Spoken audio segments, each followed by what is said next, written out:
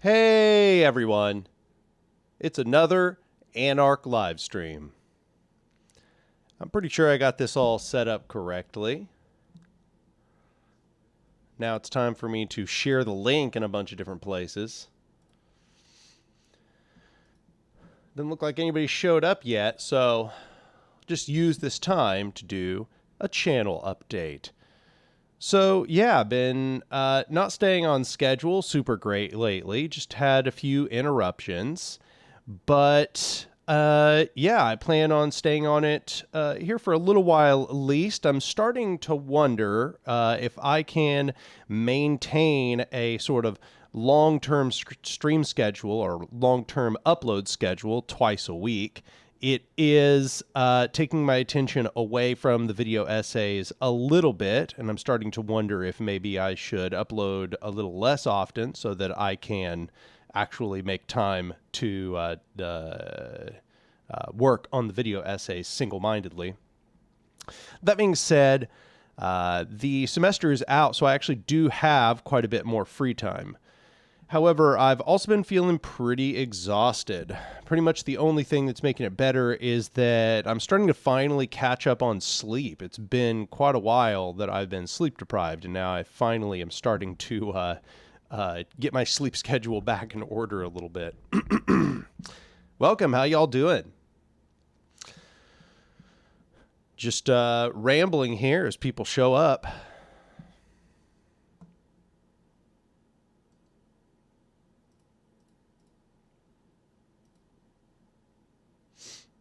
Let me share this around just a little bit.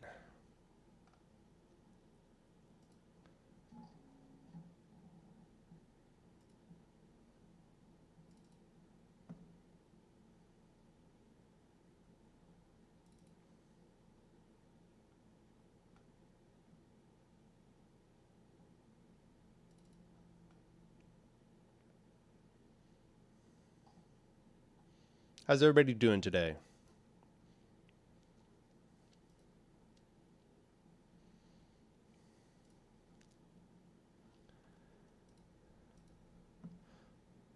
I am tired. That's kind of what I was saying there.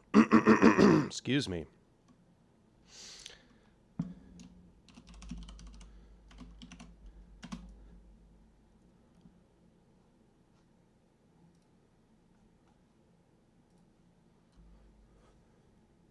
Today is the 55th anniversary, excuse me, of the Stonewall riots. That's pretty interesting.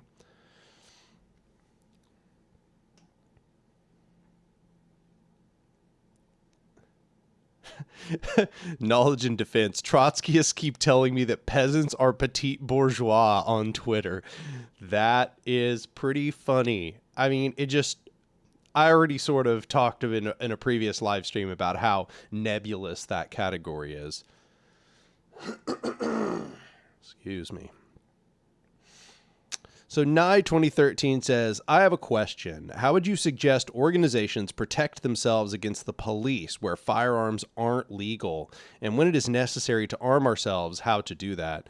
Well, I mean, it should be said, protection against the police generally does not take place with firearms, even here in the United States. That's a pretty risky thing to try to do. Most of the time, protection against police, the context I can think of is mostly during protests, and that's done with things like shields and wearing whatever form of armor that you can manage.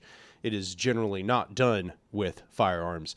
If you're talking about in a broader revolutionary context, well, I just want to tell you, you can get firearms even if they aren't legal.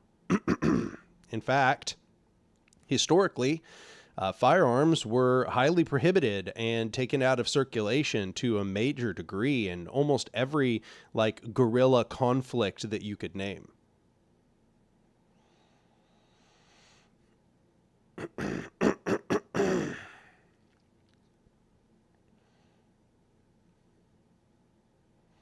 Sam asks, have you read Laura Sostra's paper?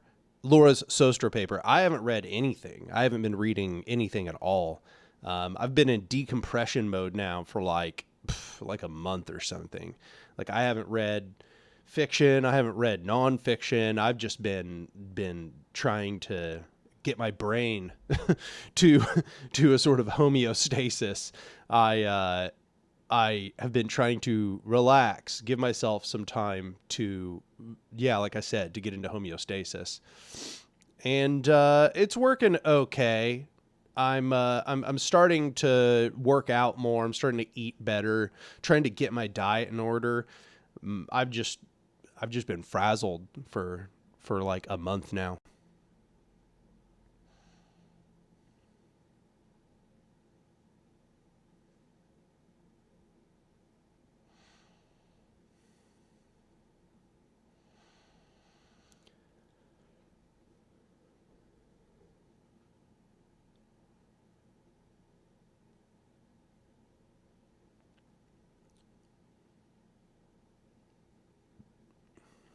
Linky Dubs asks, any tips on talking about anarchism with more left-leaning liberal types? I mean, I would probably just not use the word anarchism. Just talk about the concepts. That's pretty much always the way to approach it. Just talk about the concepts with people. And generally, you'll find that that is a much more successful strategy for talking to people about radical ideas. Still, with liberals, it can be hard to get them to recognize that there are no just hierarchies. These hierarchies that they support are, in fact, highly damaging to society, and that they are the reason why things keep backsliding. And I don't mean to say that liberals are the reason. They're part of the reason, but it's instead that the structures they support, structure of the liberal republic, is itself not prepared to stop fascism. And that is one of the things you should probably focus on, is that the form of the liberal republic, especially when it is, when its engine is capitalism, is always going to backslide into fascism in time. But it's probably better to start in the abstract about what a hierarchy is, how a hierarchy functions. Talk about things like the Peter Principle. Talk about how hierarchies are centralized, and therefore when they fail, they have disastrous failure modes. Things like that. You want to abstract it such that you can get them to agree with the more abstract notions, and then you take the abstractions and you make them concrete in practice. God.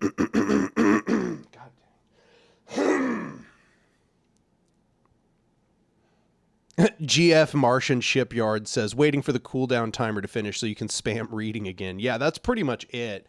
I read, like, I was reading nonfiction back to back for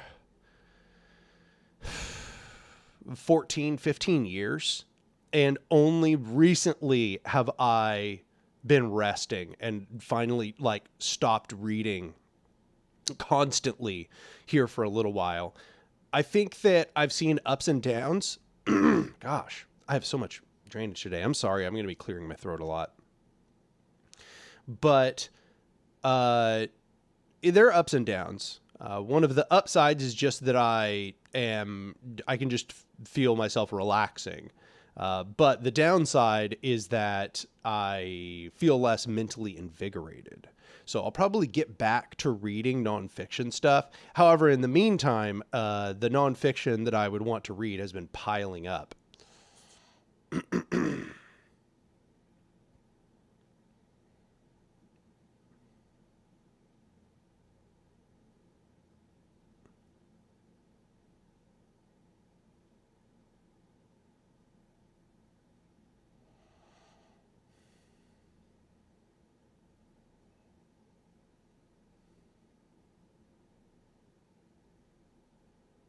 Morgan Chandler says, getting more and more excited that I'm finally starting something, doing a meeting 0 of a local anarchist book club, mentally still trying to figure out how to jump the imposter syndrome hurdle.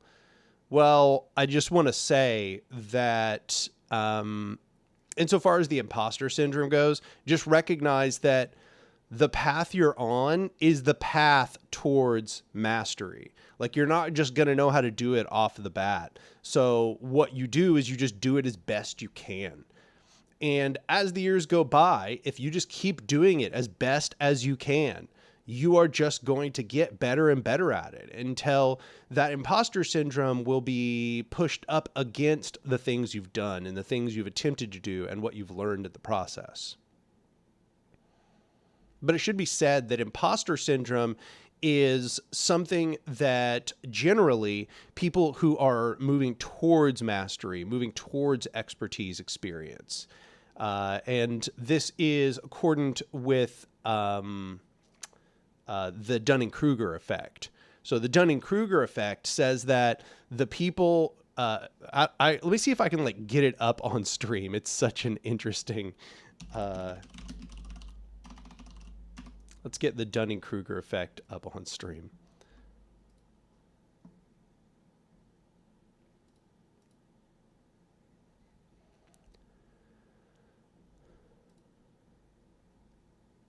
Gosh, some of these are just ridiculous. Okay, there's the one I've seen before.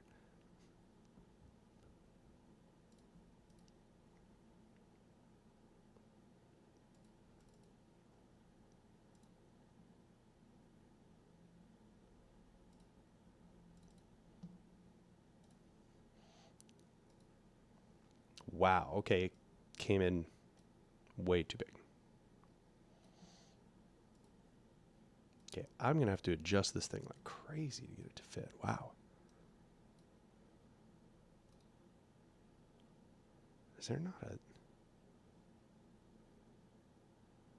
fit to screen? There we go. Wow. Okay, so look at this. This is a graph of what the Dunning-Kruger effect is. And essentially what you can see is it's a graph that is relating confidence to knowledge. So interestingly, what we find when we put people through tests, when we run experiments, is that people with the highest confidence are actually those who have very little knowledge. You know, if you have absolutely no knowledge, you have pretty much no confidence. But in that first bit of gaining knowledge, you think you are so smart. You get to what they've labeled here, the peak of Mount Stupid. And I've heard it called that numerous times. But as you start to learn more, as you even get into this sort of like beginner level, you start to go down into what is called the Valley of Despair. Yet in the Valley of Despair, you actually know more than the person who's at the peak of Mountain Stupid. The person who is ultra confident, that person is probably at the peak of Mount Stupid. They probably are not at what's that is called the plateau of sustainability. Okay, so you see the graph. I got it a little bit smaller here. It takes a lot of time to go from this valley of despair, okay, into actual expertise and knowledge. And that could go for years or decades as you slowly climb the slope. And what it indicates then is that you actually have some considerable knowledge. In fact, you probably have more knowledge than all those people on Twitter that are so confident about what they believe because they've probably never done anything. They've probably never actually acted in the world at all. And they're at the peak of Mount Stupid, those people are. Okay, those people on Twitter who are so confident, yet they've never done anything in the real world, they have no actual expertise. You are in the Valley of Despair, but you're climbing out of the Valley of Despair. And it should be said that that is an incredibly important process, okay? So what you need to recognize is that your confidence is not always going to accord to your actual knowledge about a situation. The people that are super confident are generally the ones who actually have no idea what they're doing. And that's why they are so confident. So why does this effect take place? This effect takes place because when you first start learning, you think that you knowing the basics makes you an expert. Okay, you knowing the basics is just you knowing the basics. But boy, oh boy, does it make you feel smart and like you've got everything figured out. But as you engage for longer and longer with any body of material, whether it's learning a body of material, as I suggested there, or just doing a thing like engaging with some skill, you begin to realize how much more there is to this picture than you originally thought. It's not just the basics, you realize. The basics are covering like 10, 20% of the total base of knowledge. And now you recognize that the rest of the base of knowledge is this massive field, and that there are all kinds of different perspectives and there's all kinds of different subfields in all of this. And so it overwhelms you. However, you should be grateful that you're at that place where now you recognize the true scale of the field, because that represents you actually understanding what is going on. As you understand the true scope of the field, that allows you to then begin going on the path to mastery. A lot of people get stuck at the peak of Mount Stupid, as this graph says, because their confidence makes them think they don't need to do any more research. So your feeling as if you are an imposter actually means that you're making good progress, that you are on the path to mastery. And if you can think of it that way, instead of, you know, this imposter syndrome feeling, but instead you can move forward in a sort of humble fashion, slowly learning more and more, then you will achieve mastery. You will become an excellent organizer. You will become an expert in your field, whatever that is. So just thought I would go off on that little ramble there.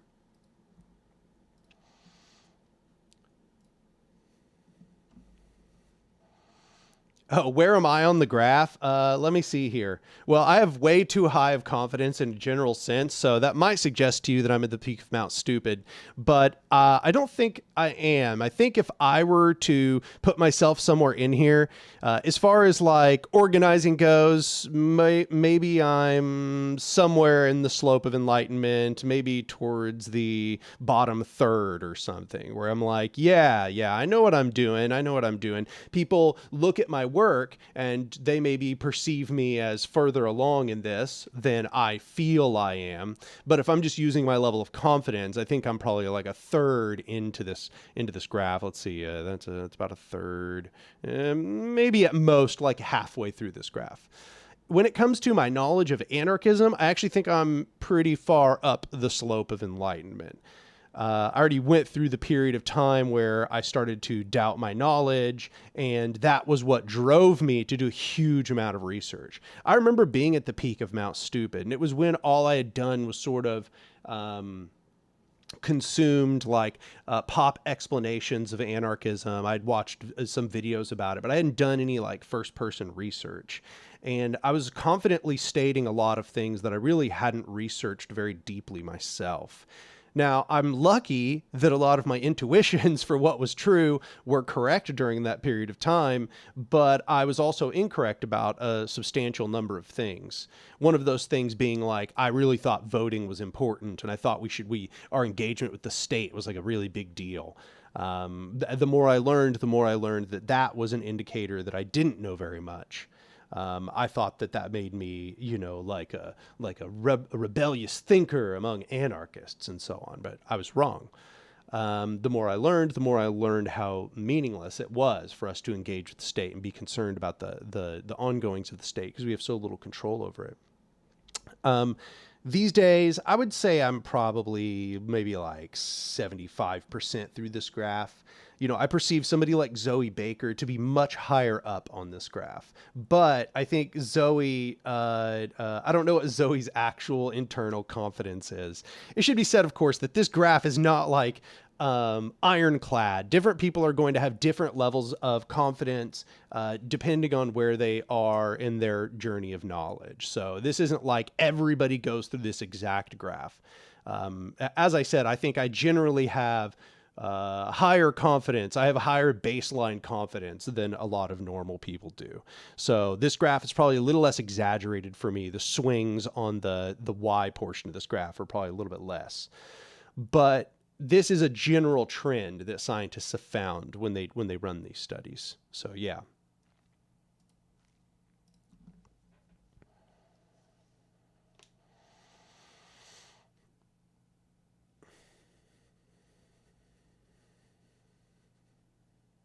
Lotso Dlewayo, I think I said that right. Who knows?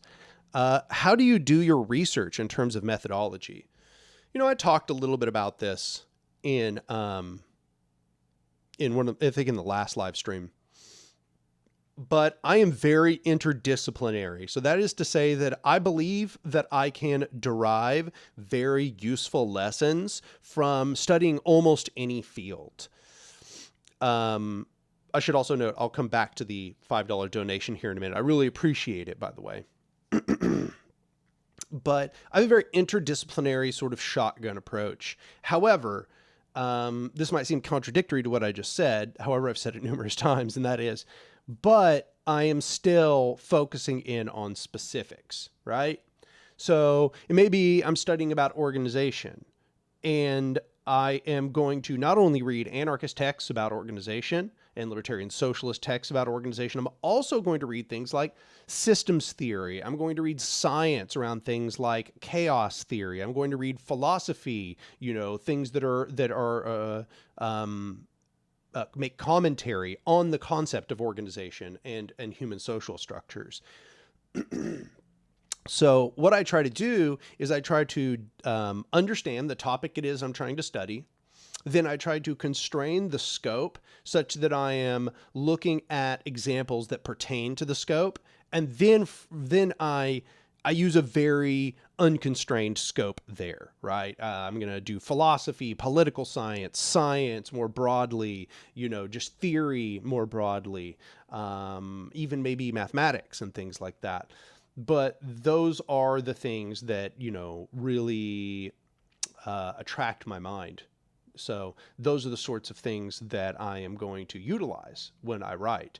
So I would say that you can pretty well take that same approach yourself. You just want to make sure that the things you're reading are pertinent to the topic you're trying to understand. So Zach Michaels donated $5. And he asked, any thoughts on anti-natalism? Would it be simultaneously overly optimistic and pessimistic, failing hopeful realism on both ends, or worth embracing? Anti-natalism is I just think fundamentally a foolish position, and for a variety of reasons. First of all, the idea that you're going to promote people not having children is absurd. I mean, it's one of our biological imperatives. So if somebody feels driven to have a child, no philosophical argument is probably going to convince them to do otherwise. And vice versa. If somebody does not want to have a child, there's probably no philosophical argument that's going to convince them of that. Because having a child is such a major decision that you're probably not making it lightly. You're making it for a variety of very serious reasons. But some of the arguments of antinatalism nonetheless make sense. For example, when you have a child, you are bringing them into a world of suffering. I mean, that's just how it is. To live in existence is to suffer. There's no way out of it. I'm even saying that barring objections from like the Stoics and the Buddhists and so on. I actually think that even if you were able to escape suffering, that wouldn't necessarily be a positive thing. I would see that as a life-negating impulse. So in that sense, I understand what the anti-natalists are saying, especially in us recognizing that we're living in very scary times where the world is burning down around us, is what it seems like, right? So it's understandable to say you shouldn't have children. However, that is not feasible. We are absolutely not going to be living in a world where nobody has children. Therefore, these sort of anti-natalist arguments cannot be taken to their natural, logical conclusion. And I don't even think it's desirable that we should be living in a world where people do not have children. But I will recognize that child never consented to being born, right? Because there was obviously no being beforehand to sign their name to a contract that they should be born into this world where suffering is nearly guaranteed. But what I would say is life contains everything. So it doesn't only contain suffering. It contains jubilation. It contains, you know, the satisfaction of having discovered a new thing. It contains love. It contains affection for other human beings and camaraderie and victory and all kinds of other things that are not just suffering. And I think anti-natalism has a tendency to over-focus on the phenomena of suffering for obvious reasons, right? It sucks. Nobody likes to suffer. But life is everything. Suffering is requisite to desire, to wanting things, to having a conception of what is good or bad to happen in your future. And that is also what drives us to excellence. It's what drives us to cultivate a better world. Without that desire, without that conception of good or bad about what is to come, then we are not going to be driven forward by the dual reward and punishment system of satisfaction and having fallen short of our desires, right? The sadness of failure. These things drive us forward. They are part of what it is to live, and to live a fully enriched life is to have these both be present within your life. It is to live a life in defiance of regret. And I think that in my mind, the anti-natalists are just kind of overly pessimistic in this sense. They are stuck in a sort of depressive realism, which, as psychology has shown, depressive realism actually does lead you to some more realistic conclusions. But I think that, sorry, I'll get off onto that side tangent a little bit. There's this concept of depressive realism in psychology. Psychologists have essentially found that people who are depressed actually have a slightly more realistic view of the world. However, and a lot of people have suggested, they're like, well, doesn't that mean that life is just bad? I mean, you know, it takes a person being depressed to see it correctly. And in my mind, it might just be that a depressed person has more time to sort of meditate and think about the world. And the world is very dark, and there is a lot of suffering. It is a very scary place. However, I would contend that the proper response to the things you realize in that depressive realism is not depression, because depression will solve none of it. Depression is a feeling that keeps you locked in place. What you instead have to do is recognize the world is very dark. The world is filled, in fact, with a great deal of suffering. But you should instead have what I call in the video hopeful realism, which is to say, you can't guarantee that things will get better, but you can say to yourself that if they are going to get better, I must do X, Y, Z. And depression usually comes along without that recognition.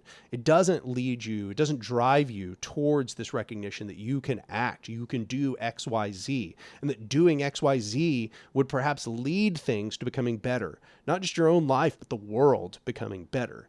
And I think this is part of why I'm always telling people to act, because it's only in action that a lot of those depressive feelings start to go away. So I guess that's my answer to both this depressive anti-natalism and the depressive realism that I think is highly associated with anti-natalism. And that is, yeah, the world is really dark, and there are maybe even philosophical, logical reasons as to why you might say you wouldn't want to birth a child into this world. But I would encourage people not to become overly focused on that depressive understanding of the world, and instead ask themselves, if I wanted the world to be otherwise, how would I act? Instead of getting stuck in the mud at that point where you recognize that the world is terrifying, you instead ask, how can I confront it and make it less terrifying? How can I act in the world to transform it?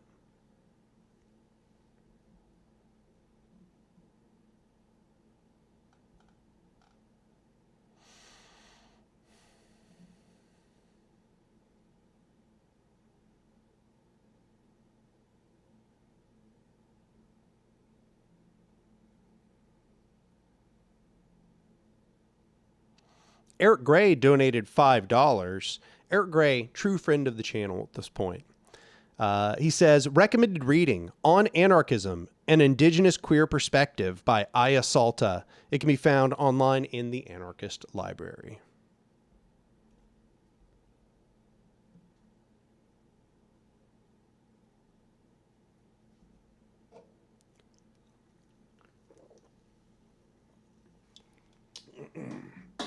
I should also note I'm not on my A game today. I'm a little bit out of it. Woke up in a daze. Like, it's weird because sometimes you wake up in the middle of your circadian rhythm and you just feel like it's you're like drowsy. Well, that's not even what happened. I woke up at a totally normal part of my circadian rhythm, but I woke up just kind of like ooh, in like the haze of a dream.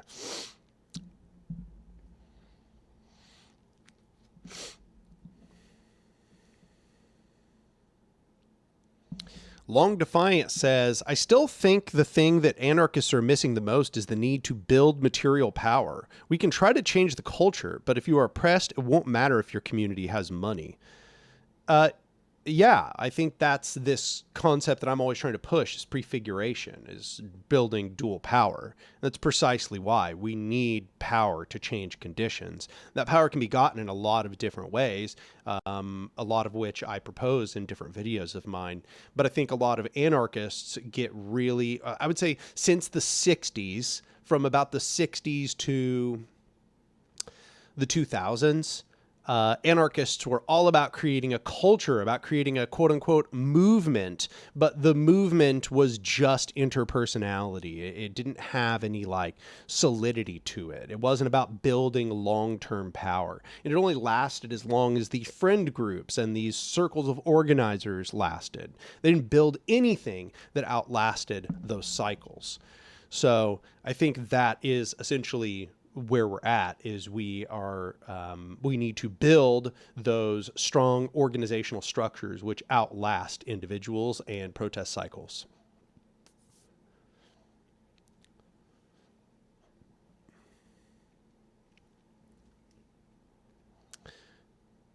Ben Marple 77 became friendo. I appreciate it. I'm glad you've subscribed to the channel, or glad you've become a member of the channel. That's the right phrasing, right?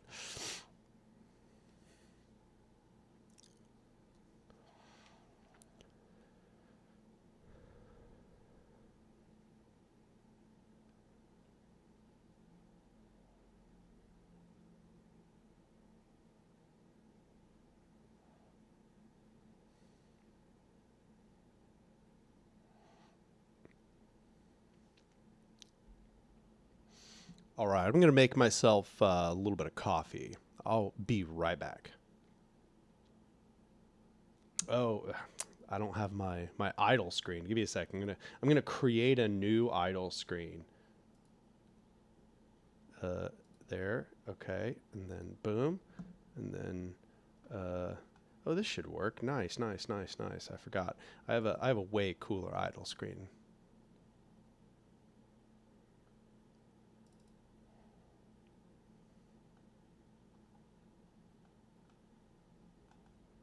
And of course, I looked in the wrong drive.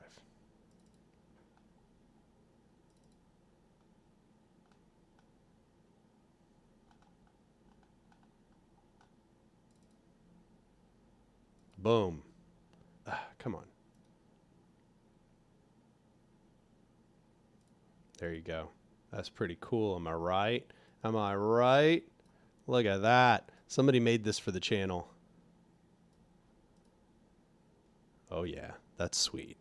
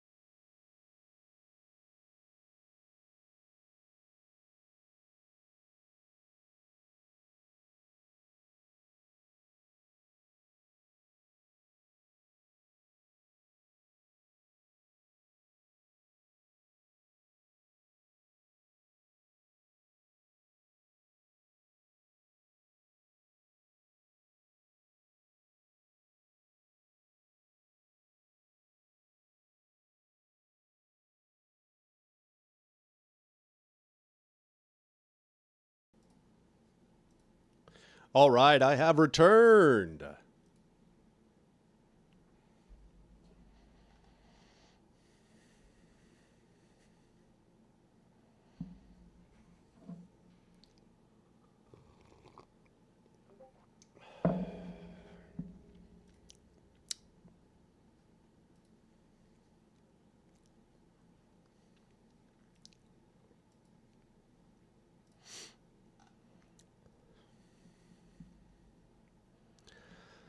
Got a donation for $10 from Jamieson E. They say, two of my best friends are entrenched liberals / centrists. I feel they see me as naive and themselves as the adults in the room. I've been questioning our compatibility as friends lately. Thoughts?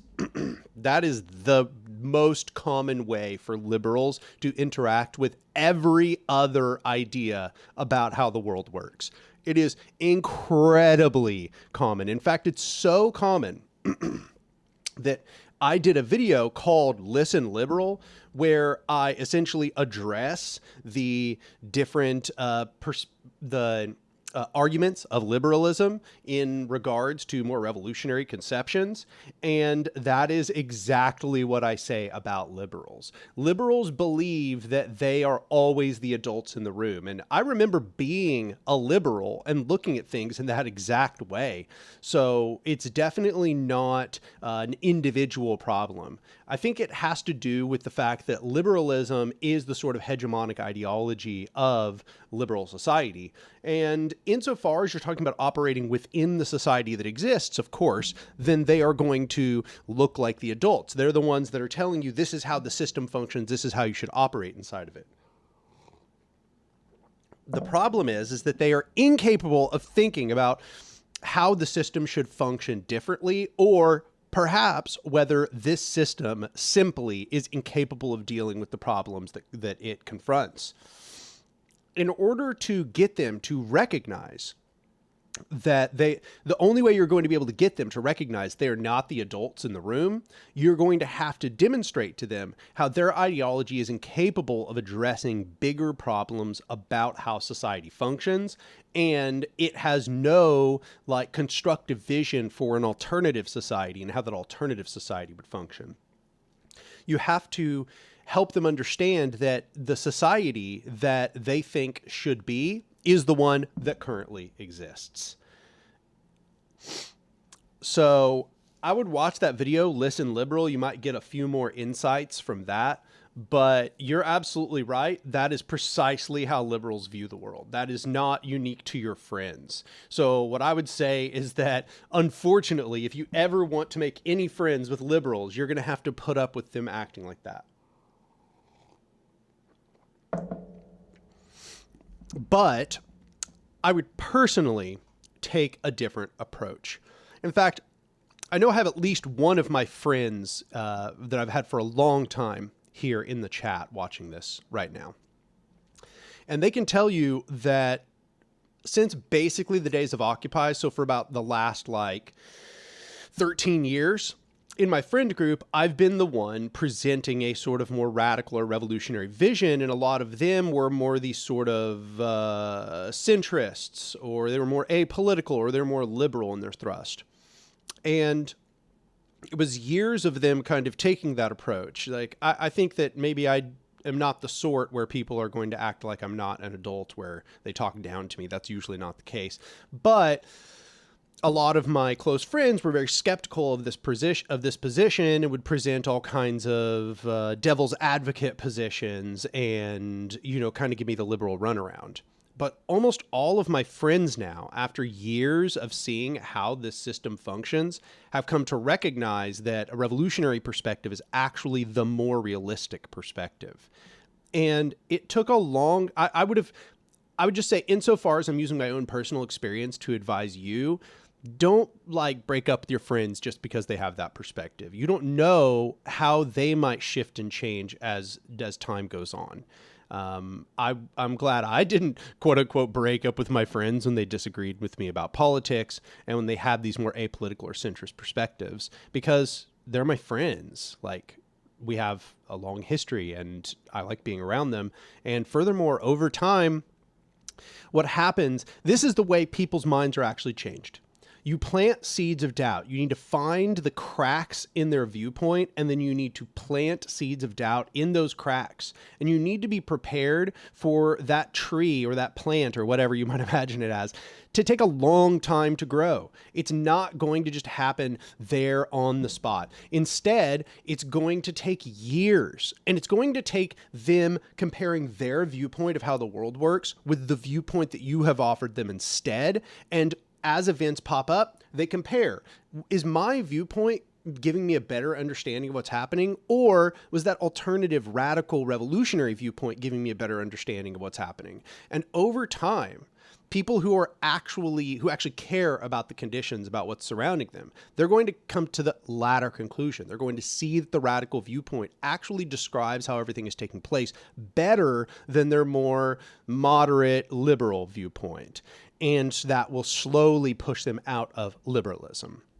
So next is Eric Gray. Oh, the whole thing just refreshed.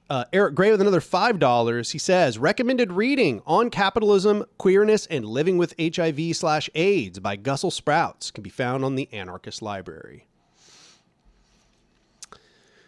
Lastly, we have Salon 1999 with a $50 donation. That's huge. I appreciate you so much. You know, like I can't tell you how much I appreciate the donations that y'all give on Livestream.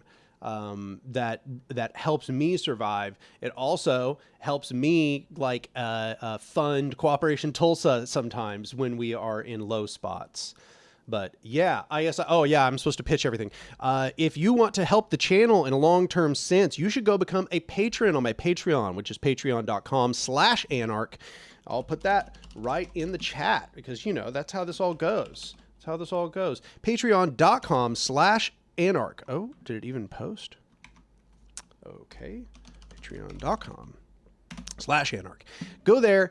Become a supporter for the channel for any amount, $2, $5, $7, $10, $20. They're all on the list. And just understand that 5% of whatever you donate to the Patreon, I give directly to Cooperation Tulsa so that we have a recurring income. So that is to say, when you fund the channel Anarch, you also indirectly fund Cooperation Tulsa. And it makes a difference. I should also note, soon, Cooperation Tulsa needs to be doing a fundraiser. We are not bringing in as much money as we need in order to continue to expand. And we are doing all of this work out at a place called Flat Rock. We have 2.5 acres of land. And what we're trying to do is do ecological restoration. So we want a bunch of the native plants of this region to grow on that land. But we also are beginning to set up a community garden. And this community garden is a bunch of raised garden beds. It's also going to be in-ground planting, and we are going to be offering these to the community. This will probably also eventually spur a cooperative, and we are actually trying to work on developing several different cooperatives. And all of this requires startup money. This all requires us to have some money to invest in order for these things to start paying off in dividends. So if you want to help Cooperation Tulsa grow, just directly, you don't care about this thing with the intermediate between paying for my channel and then going there, you should go over to our open collective and you should become a donor to Cooperation Tulsa. So I'm going to put that link in the chat. Give me just a second.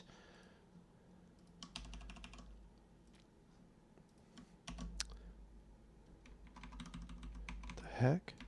Did it just... Why did it just... That was so weird. Oh, okay. There we go. That was super weird. Anyway, this takes you straight to the donate dialogue. I highly recommend that if you're going to donate to Cooperation Tulsa, please become a recurring donor. Because even though one-time donations are great, we have to scramble if we wanted to rely on one-time donations, we have to scramble to get those one-time donations over and over and over again. And that's a big effort on our part to constantly do fundraising. It's kind of locked into that nonprofit cycle where we have an entire portion of our year that we just have to spend doing new fundraising. So what we're trying to do instead is we're trying to set up a recurring income. And so when you think about donating to Cooperation Tulsa, please consider what you think you could spare every month, whether that's, $5, $10, $20, any amount that you can spare as a recurring amount. That really adds up. We're trying to do this mass crowdfunding model rather than trying to get a bunch of big bulk donations. That being said, if all you can spare is some big bulk donation to Cooperation Tulsa, obviously we would be happy to have it and we would definitely invest it. Cooperation Tulsa is definitely not one of these organizations you're donating to where we have like a bunch of money sitting in our account not being used. We use that money. We are spending very close to our income, constantly trying to expand everything that we are working on as fast as conceivably possible. So just understand it makes a big difference when you give one of these recurring donations. Now everybody's making fun of me for just saying E. I don't know how I just copied the letter E. All right. Oh, sorry. Salon 1999 gave $50 and I just went off on a rant about funding the channel in Cooperation Tulsa. So they said, last night's debate completely proved your point when you stated that people should not devote all of their effort into electoral politics. I hope this serves as a radicalizing event that forces people to criticize the systems we're under. Yeah, that's it. This kind of comes back to my previous statement about how you plant these seeds of radicalism, of revolutionary thought, and then you just let real life events prove you correct. You can argue about it on the spot if you like, but it's going to be way less persuasive than just letting people see the events take place. And when you look at I didn't even watch the debate last night, okay? I'm so checked out of all this electoral stuff. I didn't even watch the debate. But people are obviously talking about it constantly. If you see the two people that were just up on stage there, you can see that is the end point of electoral politics under a republic, right? There's no way out of this death spiral that takes place in a representative system, because the representative system always inherently constrains our choices, and it sort of it ingrains the systems of power that already exist into power further, such that they are just going to fall to this lowest common denominator of the people with the most entrenched power and the most chips to cash within the economy or within the system, slowly getting more and more entrenched power. So yeah, you want to see the outcome of a liberal republic. You want to see the outcome of the biggest liberal republic on the face of the planet, or rather the most powerful liberal republic on the face of the planet. There it is. That debate is your outcome. So, if you're looking for things to say to liberals, there you go.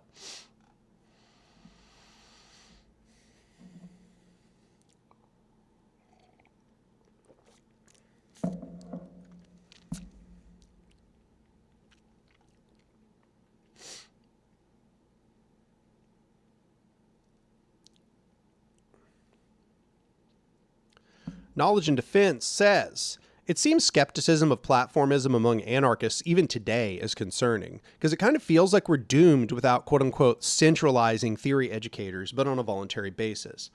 Thoughts? Yeah, well, I don't know about this word centralization. I think it's a little bit too much of a slippery slope for me, but I do understand what you're saying. And it comes down to lifestyleism. And I know individualist anarchists just absolutely despise that this phrase isn't going away, but it's not going away because it describes a real impulse. And that is, in my work, I've said that there are 4 fields in any power structure. A power structure is individual conditioning. That's the ideology, the psychological conditions, the physical conditions of an individual. Interpersonality, that's their connections with friends, family, coworkers, etc., people that they interact with. There's social structures, which are repetitive structures of expectation that are built on formal systems such as charters, where we have some recognition that there is a structure that's in place and that that structure or institution transcends us and outlasts us. That's a social structure. And there are good and bad social structures. They're not just bad. And the last one is environmental structures. You have to have places. You have to have stuff. Those four systems I've just listed all have to be part of the picture if you want to build a robust continuing power structure. Lifestyleism is essentially only focusing on the first two of these. It's focusing on ideological conditioning, that is to say, people's physical conditions and their mentalities, their ideology, their beliefs about the world. And the other one that they focus on is interpersonality. That's, say, just those personal connections between people. And lifestyleism is the belief that only those will do everything. If you just change your interpersonality and change your ideological conditioning, that boom, that's it. We just got to do that en masse. And if enough people do that, problem solved. That is what has led us to having no power. And it is the reason why from the 60s to the early 2000s, we essentially achieved nothing. We also have to have social structures and environmental structures. That is to say, we need these formal organizational structures which transcend individuals and their interpersonal connections. And we need place. We need stuff. We need to own things, even if it's collective ownership. We need to subsume the environmental structures that have been claimed by the mega machine or by hierarchical structures more generally. We're in a war with those hierarchical power structures. So let me find this quote by Bookchin where he kind of lays this out. I just sent it to Swedish Socialist the other day. Let's see here. So he was talking about this is, the combat that we are in with the state is that wherever horizontal power is, hierarchical power is diminished. And wherever hierarchical power is, horizontal power is diminished. So power allows for no vacuum in public life. Whatever power the state gains, read hierarchical power here, it always does so at the expense of popular power. Conversely, whatever power the people gain, they always acquire at the expense of the state. To legitimate state power, in effect, is to delegitimate popular power. This is the actual war we're engaged in. We have to recognize that fact. We have to engage in it holistically. And so, back to your original question, why is there so much skepticism of platformism? Because platformism is sort of a return to this social anarchist recognition that I just stated. I have structured these observations in a novel way, in a way that other social theorists or political theorists have not, but I'm essentially restating what the social anarchists have always been saying. And we need to return to social anarchism, but there are still these vestiges of the failed lifestyleism of the 60s to early 2000s. And until we essentially oust these lifestylist impulses, and I don't mean to say like kick them out of the movement, but I just mean to say that they become a minority of belief, that few people believe these things, we're probably not going to succeed in building a larger movement. If, they're always talking about movement building and all of that, but you're not going to build a larger movement unless you have these organizational forms that transcend individuals and the individual impetus to build it, because building organizations is also not easy. Okay. You have to build them from the ground up, and that takes a lot of effort. So that's the reason. But that skepticism, you can see, only is arising because platformism or specifismo are rising in opposition to this. They're becoming more popular than they've ever been before, rather, in the modern era. And so that's why you're seeing this pushback. But just understand this pushback is only taking place because people are starting to realize the things I'm saying here, which is that you're only going to do this with all four of those fields of a power structure that I've just discussed. So I say you just keep pushing. We keep pushing these ideas. We don't make enemies of the people who have not yet recognized them. It's just like when you're convincing liberals or convincing anyone else, you plant the seeds of doubt in their mind, you give them a better framework for understanding, and over time, you hope that as they observe the real outcomes of social conditions that are surrounding them, that they start to slowly recognize that what you were saying the whole time was true. And that is always going to be the method towards convincing people, unfortunately, even though it's slow.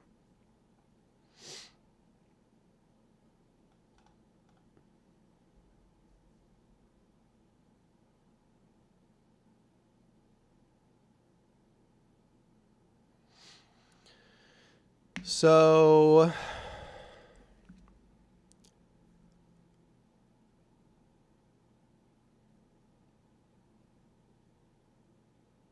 a lot of good questions here, so it's kind of hard to choose which one to discuss.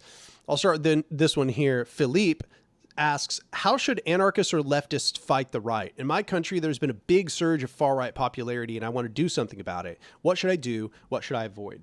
Well, I would have to know more about your conditions, but the answer is you fight the right by empowering the left.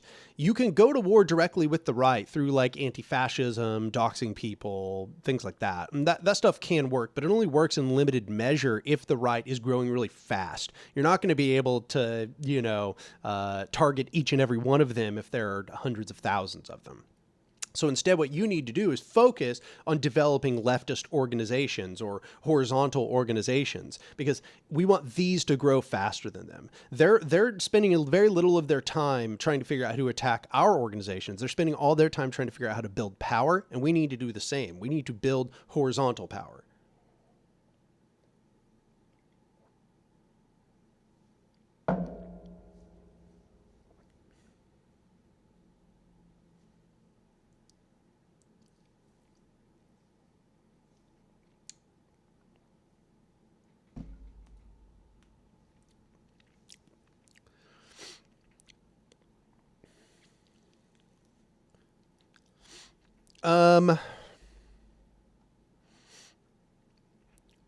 Universal Ron says, I've been seeing a lot of anarchists talk about structures of bottom-up federations, when I feel like confederations is a better description. Interchangeable, or confederations too negative a term? Historically, in leftist political theory, they've been used interchangeably.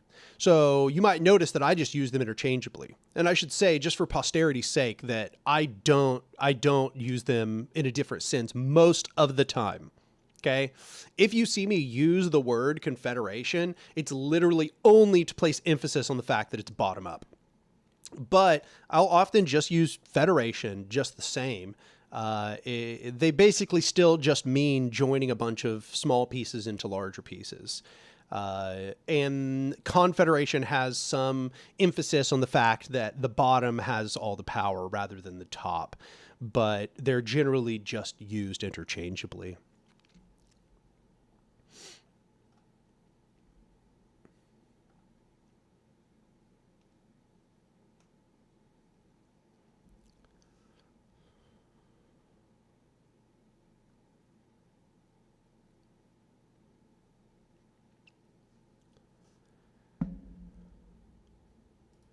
I'm pretty sure I've seen this name enough times in channel, and it's said platformism, but it's in like Cyrillic.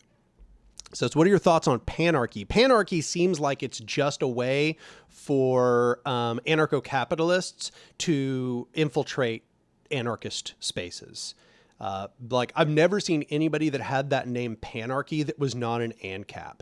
It's just a way to try to include right-wing libertarian viewpoints in left-wing spaces. It's a way to try to infiltrate our spaces.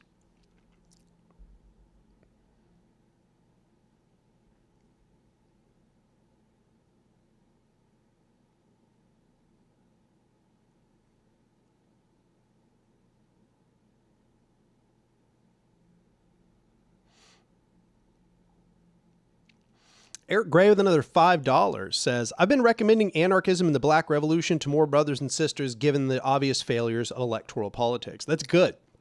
That book is incredible. It speaks to so many different groups of people. And I think that was part of the genius of what Lorenzo Camboa Irvin was doing with that. It is excellent for speaking to Black people, especially in North America, but it also is really good for speaking to white people because it has a lot of commentary about the failures of the white left. And yeah, it's phenomenal. And just the same, it speaks very well to anarchists, but it also speaks well to authoritarian leftists because he has entire passages where he's essentially talking about the failure of the authoritarian method in the past because he was a Black Panther. So it's absolutely one of the best pieces of theory written in I don't know, 60, 70 years. It's phenomenal.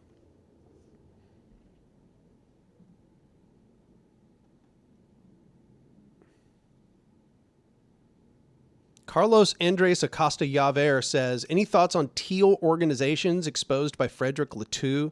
And what do you think about agile methodologies like Scrum for labor practices in these types of organizations? You remember the Dunning-Kruger graph from earlier? I know that I'm at the peak of Mount Stupid about what you just said. So I'm just going to openly tell you, I have literally no idea about anything you just said. Never heard of a teal organization. Never heard of Frederick Latoux. I don't know what agile methodologies are. I've never heard the word Scrum. Literally, have never heard about any of the things you're talking about right there. The only reason I'm answering is because I've seen you ask that. I don't know if you only asked it here. I've seen you ask it here, but I think you even asked it elsewhere.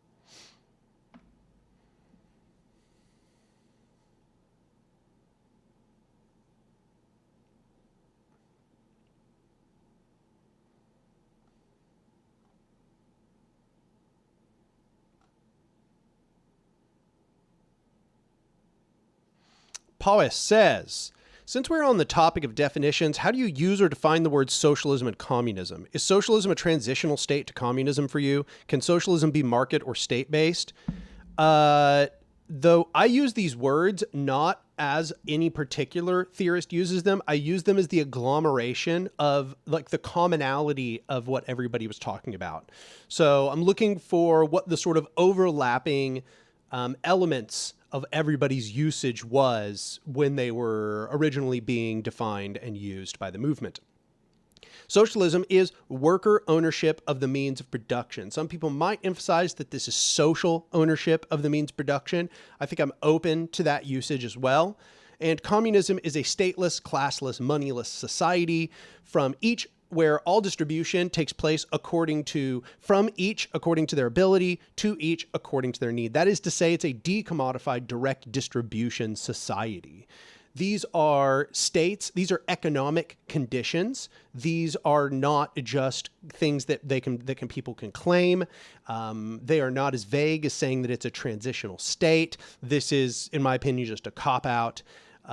You can't just say your state is communist because it's going to become communist one day. I don't have a time machine, sorry, so I can't really know that that's true, so I can't verify it. You can't call your state socialist just because you say it's going to become communist one day. Once again, that's a cop-out. I don't have a time machine. There's no way for me to verify that. So my skepticism works to undermine anybody using these positions, especially given that we've seen them try, and none of those states being described as socialist or communist are making any progress towards worker ownership of the means of production, nor becoming stateless, classless, and moneyless with a fully decommodified economy from each according to their ability to each according to their need. So those definitions need to be more strict. They need to accord to particular conditions so that we can actually judge whether we have achieved a victory or not. If definitions just shift and change as we please, then they're literally useless, because then they're not even serving their purpose. We basically cannot communicate with each other. We don't know if we have common goals. You have people with maybe even contradictory goals that are all fighting with one another, and therefore there's just going to be betrayal and undermining, etc. So yeah, that's my perspective on it.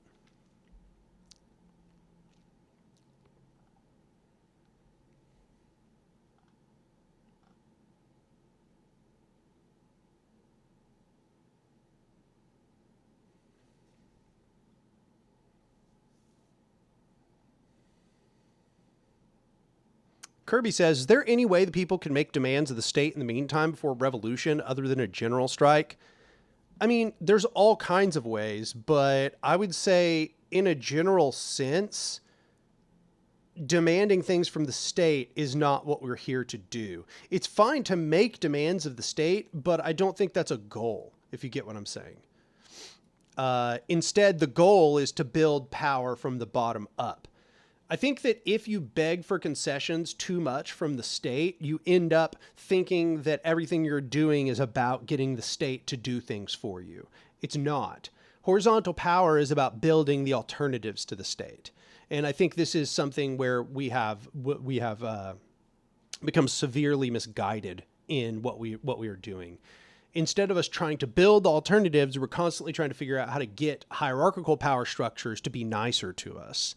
They will temporarily be nicer to us if we put enough pressure on, but we have to do the work ourselves. We have to figure out ways to create these bodies which are going to liberate people from the bottom up.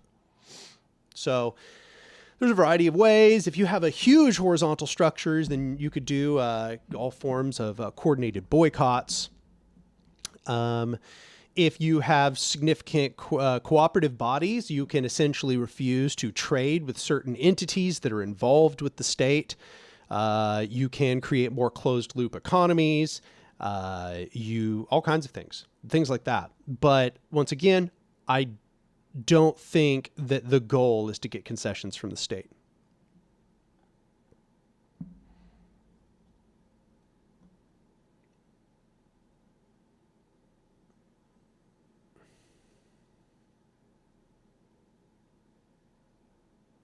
Obviously, as you mentioned, though, general strike is also one such method.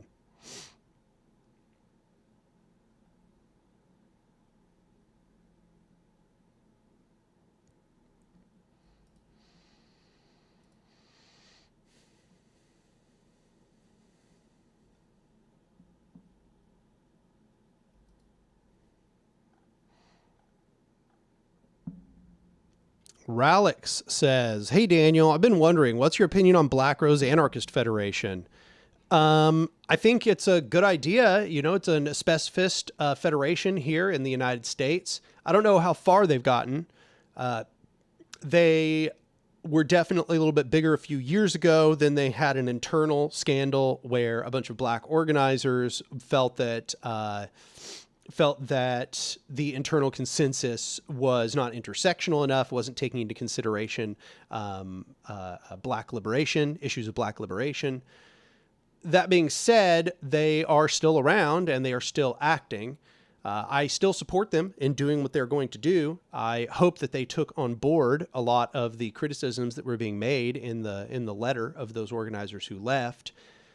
But yeah, that's kind of where I'm at on that. I want to see what they do. Right now, it seems like they're focusing on popular education. Seems like I'm seeing them release a lot of pamphlets and books and essays and stuff. So I think that's good.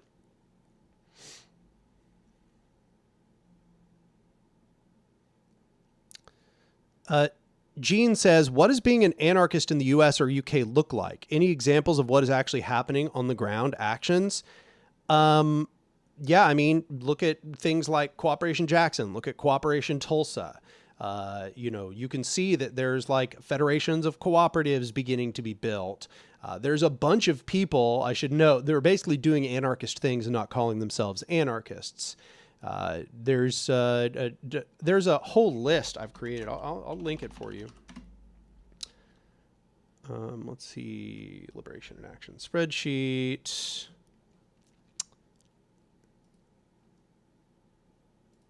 All right.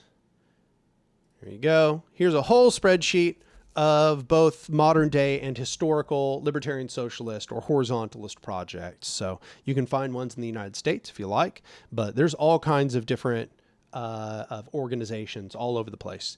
The Symbiosis Federation has tons of member groups, and they're like communalist and anarchist groups.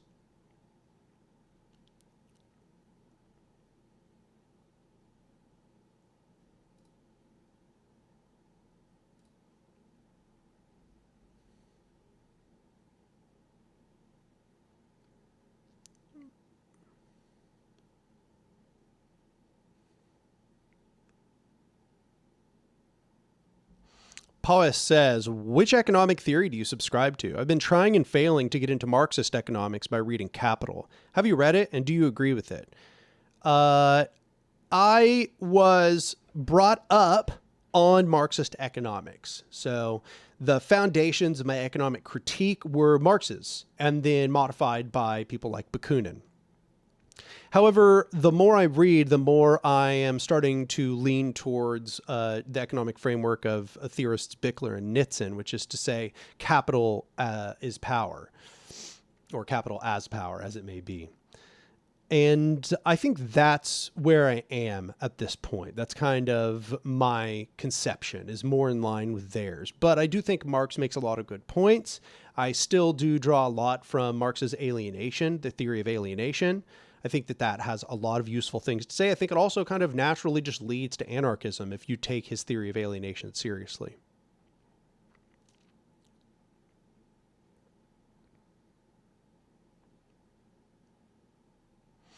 Kirby says, what hierarchies are reasonable to still exist in parenting? Or would you not consider the needs of parenting that are controlling to be hierarchical?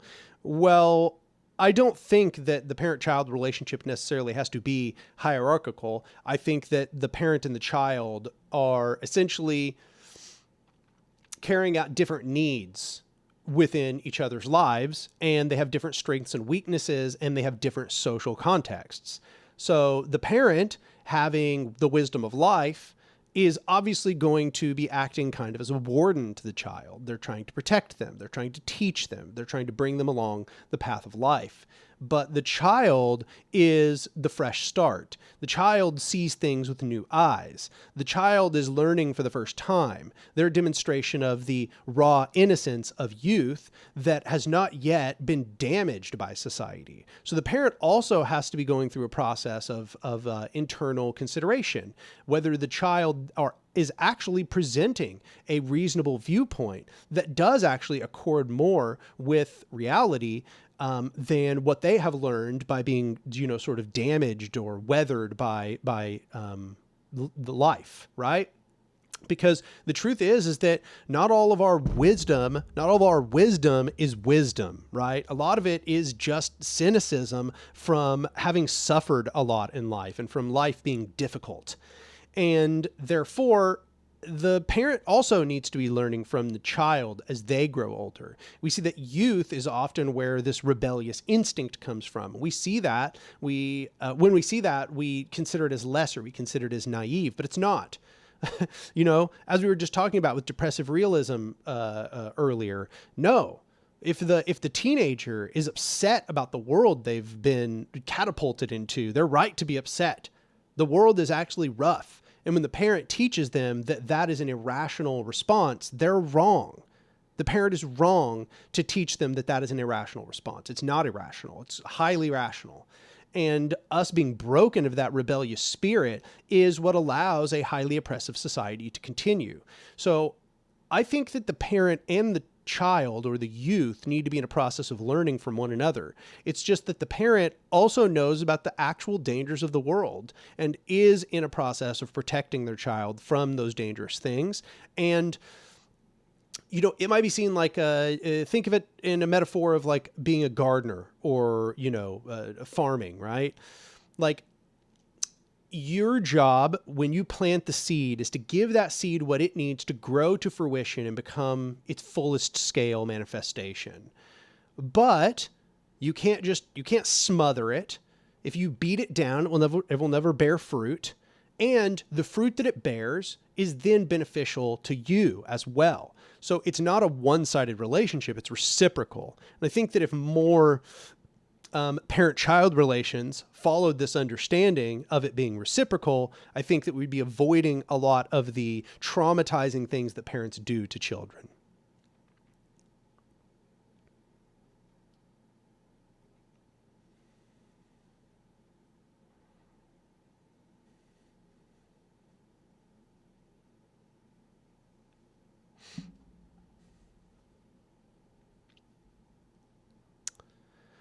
Platformism says, what are your thoughts on universal basic income? I mean, it'd probably be a positive thing to have in a society. It'd probably be good to have. But once again, this is a state handout. This is the state giving us what we need rather than us providing what we need. So I would be happy if it took place. It would free so many people from onerous labor. But at the same time, it is not really a progressive step forward in freeing us from domination by the state. It's really just another way of the state ingraining itself as an indispensable part of our life. Eric Gray with another $5 says, another reading recommendation, Queer Anarchist Autonomous Zones and Publics by Sandra Jeppesen, and it can be found online in the Anarchist Library.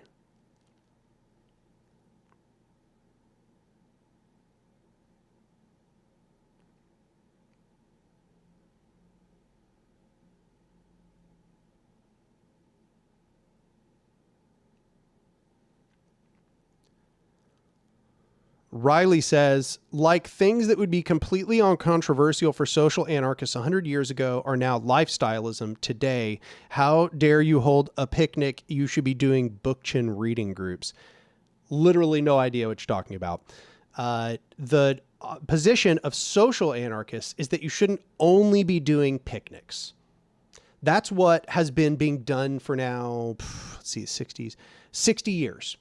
Is pretty much just people holding picnics. And then social anarchists are like, hey, picnics are cool, but we need to be doing more than that. And they're basically like, you want to create formal structures?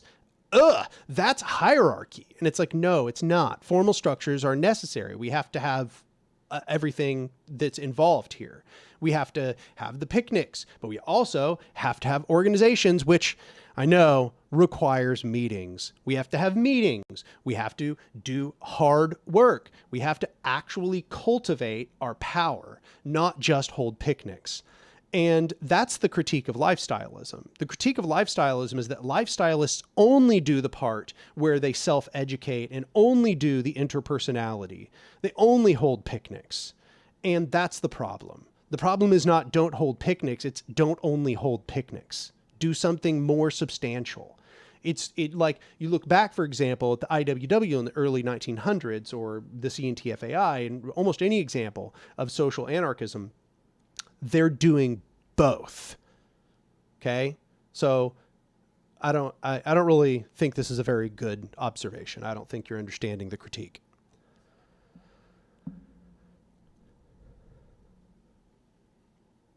Knowledge and defense. Some people consider revolution positive authority. I think that's already a bad framing, but sure. Rojava and EZLN's delegated peacekeepers equal good cops. Parents stopping kids from hurting themselves is justified hierarchy.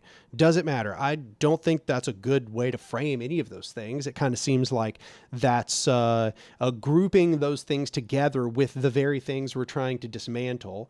It seems to me like we probably need to develop terminology that separates and makes distinctions between different forms of social structuring. And it seems like that's not doing the job very well. In fact, what I think is happening when people use these phrases like, you know, positive authority or justified hierarchy is what they're doing is they're grouping liberatory forms of revolutionary and liberatory forms together with oppressive and dominating forms. And all that does is it muddies the water between those dominating forms and those liberatory forms, such that then it's easier for them to make the jump and be like, well, no, maybe the dominating form is a form of quote unquote positive authority. It's just, it's a cop-out. It's a terminological deception which allows people who agree with hierarchy and agree with domination to muddy the waters, to make the conversation more difficult where we discern key features. Eric Gray with another $5 says, another reading recommendation, Wrath Over Pride by Adrian Onde, and it can be found online in the Anarchist Library.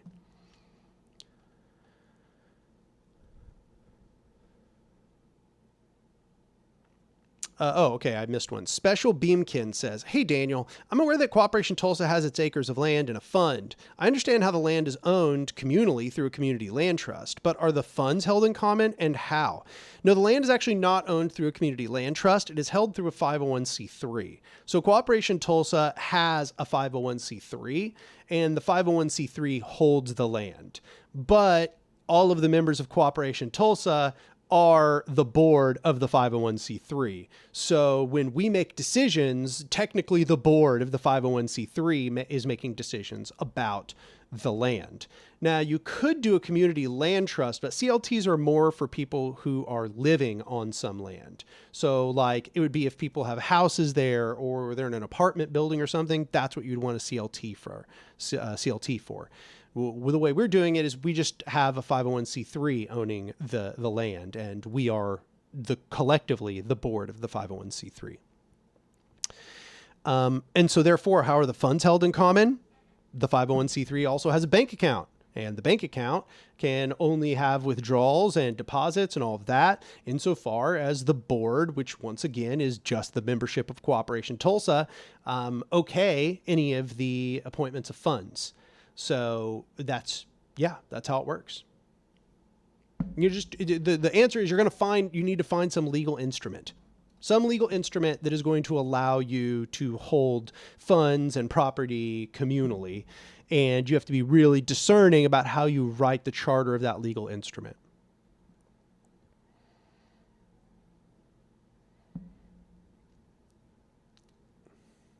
So Platformist asks, what are your thoughts on voluntary hierarchies like BDSM? I don't really see BDSM as being a hierarchy. Once again, for me, hierarchy is essentially, I use it mostly synonymous with a hierarchical power structure. And BDSM is not a hierarchical power structure.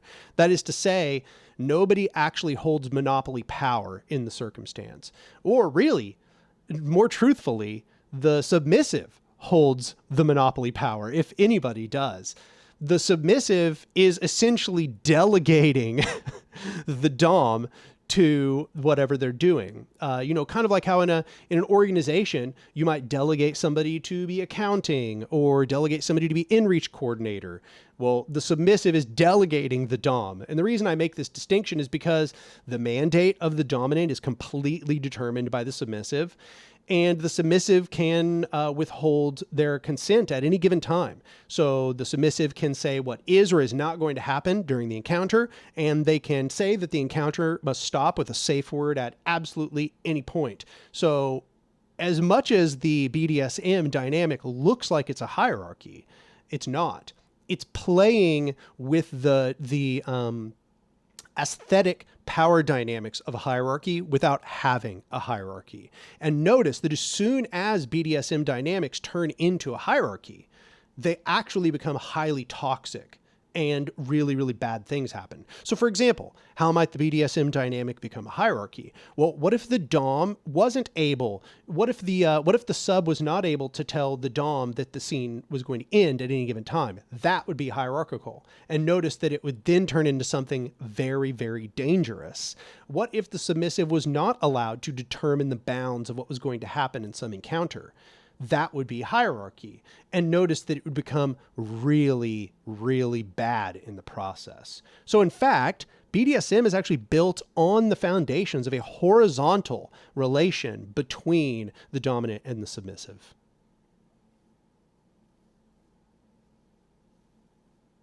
The responses in the chat are hilarious. Yeah, as Clatari says, if your BDSM relationship is similar to hierarchical power, it's not very healthy. Yeah. In fact, if you see the actual dynamics of hierarchy arising in your BDSM relationship, it's becoming abuse. That's what's happening. It's becoming abuse. It's becoming abuse. It's becoming kidnapping. It's becoming all kinds of really dangerous, terrible things. And it's precisely that it is not that the BDSM community is ethical. So.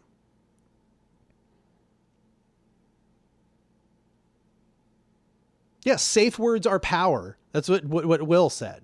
Will says safe words are power. That's exactly right. And it demonstrates that power still roots to the bottom, which not attempting to make, not trying, this is not a pun, not purposeful. I'm using it in the same way. Bottom up power.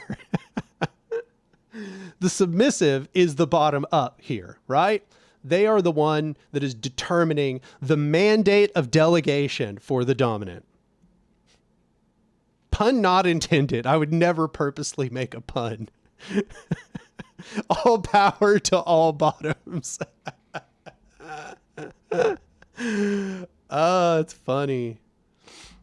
Something says, have you considered doing companion cropping for your crops? The basic idea is growing crops together that form a symbiotic relationship with each other. Yeah, that's what we're doing, actually. We're growing the Three Sisters method. So in the raised garden beds you might have seen in the videos for Cooperation Tulsa, we're planting corn, beans, and squash, and that's called Three Sisters, and that's companion gardening.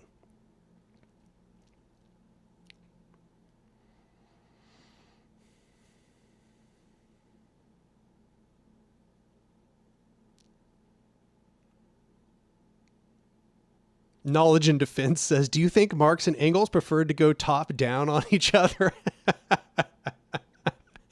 For all the jokes, I actually don't think that there was anything going on between them.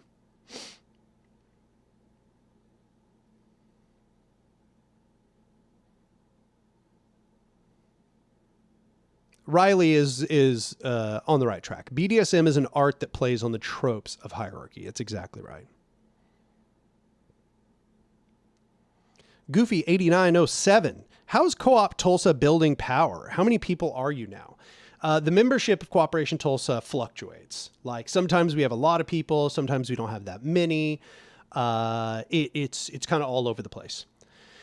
That being said, how are we building power? We're trying to have communal ownership of more assets. We are trying to build cooperatives. We are trying to make inroads into communities. We're holding general assemblies where people in communities can help Cooperation Tulsa make decisions.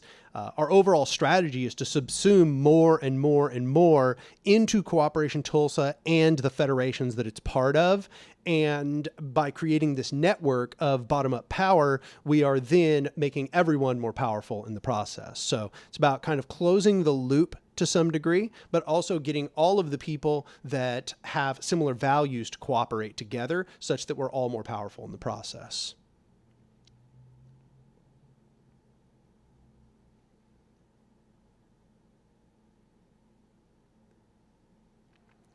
R says, UBI would destroy accessibility and housing infrastructure policy for disabled people like me and my neighbors. While I understand the lure of alleviation, UBI is a means to gut social infrastructure. You know, I've heard a lot of people say stuff like this, but everywhere where UBI is actually instituted, none of these things happen. UBI doesn't seem to have any correlation to gutting social infrastructure. It doesn't, anywhere we've seen, it has no correlation to rising rents. A lot of the fears I see surrounding UBI don't seem to bear out in reality. And it's been tried in quite a few places, and everywhere it's been tried, it has not led to a decrease in quality of life for anyone. It actually has generally just led to people who are more happy and fulfilled and are able to pursue all kinds of different things. That's what every study that's been run so far has indicated.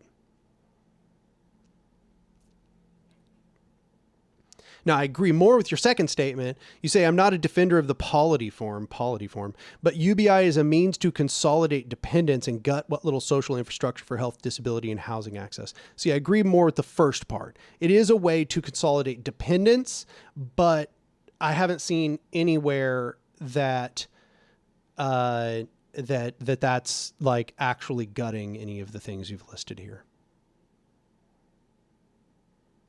Like I haven't actually seen any institution that's actually done that. Like insofar as we're actually looking at the actual usage of UBI, just being completely objective here. Riley says, I'm saying the divide between only picnics and social anarchism is a complete specter that's held by people with a myopic focus on bookchin, and such a divide has never existed materially.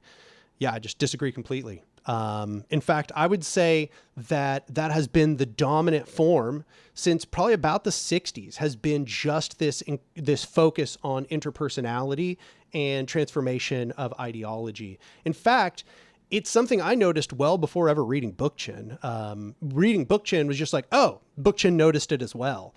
I don't understand why people are in denial. It's really weird. It's like happening everywhere. It's like pretty much I'm glad to say more was now, but that was the default for anarchists for a very long time. They essentially were against building organizations. They were against building anything that outlasted interpersonal connections. All they did was host get-togethers.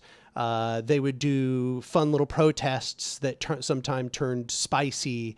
They would do squatting, but they'd never build any material power. So I don't know why people are in denial about this. I think it's because a lot of individualist anarchists aren't really introspecting. They got really upset about Bookchin calling out the movement. And instead of doing self-improvement and practicing self-critique, a lot of people just got angry at Bookchin and formed all kinds of weird little vendettas when Bookchin was absolutely right. Lifestyleism is absolutely a problem I noticed well before I ever read Bookchin, but then I read Bookchin and was given terminology for it. And it's funny because as soon as I start using the terminology, a bunch of individualist anarchists essentially just deny that it's happening at all, which is really just a lack of capability for introspection and probably either being sheltered from reality, like you're not actually engaging with the movement as it is, or you're engaging with the movement, but you don't actually understand what the critique is. So you think that all of the anarchists that are out there acting today, all the individualist anarchists that are just focusing on interpersonality, are somehow also doing the things that they're not doing, which is to say building organizations and federations. They're not doing that. If you think they are, you're wrong. It's happening a little bit, but it's happening with a bunch of sort of informal affinity groups that pop up and exist for like 2 months and then disappear. Building social structures is more than just getting a group of people together who just agree on a thing. It's about creating long-term structures which perpetuate themselves, not just when you have some small group of people that agree to it, but that new people can cycle in and out of that structure and it will continue to self-perpetuate. And Bookchin is essentially noting that the lifestylists were not doing this and had not been doing this for decades. And in fact, were actively on the aggressive against any of these social structures as they arose. And I still see it. Like if I try to talk with a lot of anarchists, they are still in this mindset where they're against any organizational form that it self-perpetuates over a long period of time. And, you know, it's funny, like there was this post, squats and social centers are a vital part of the anarchist movement in Europe and South America. That's cool. That's just not everything. And the overemphasis on things like that is a perfect example of what I'm talking about. It's not thinking big enough. It's not thinking long-term enough. So there's this post by Spencer Beswick, which is pretty well perfectly demonstrates what I'm talking about here. Let's see if I can find it real quick. Unfortunately, he might post a little too much for me to find it.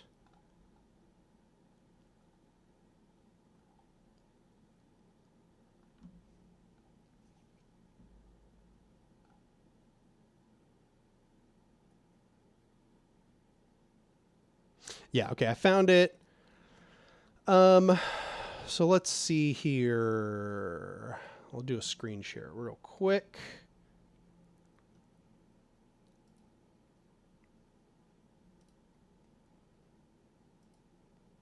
The most dangerous thing for any streamer to do is screen share. We'll see if I can do it right.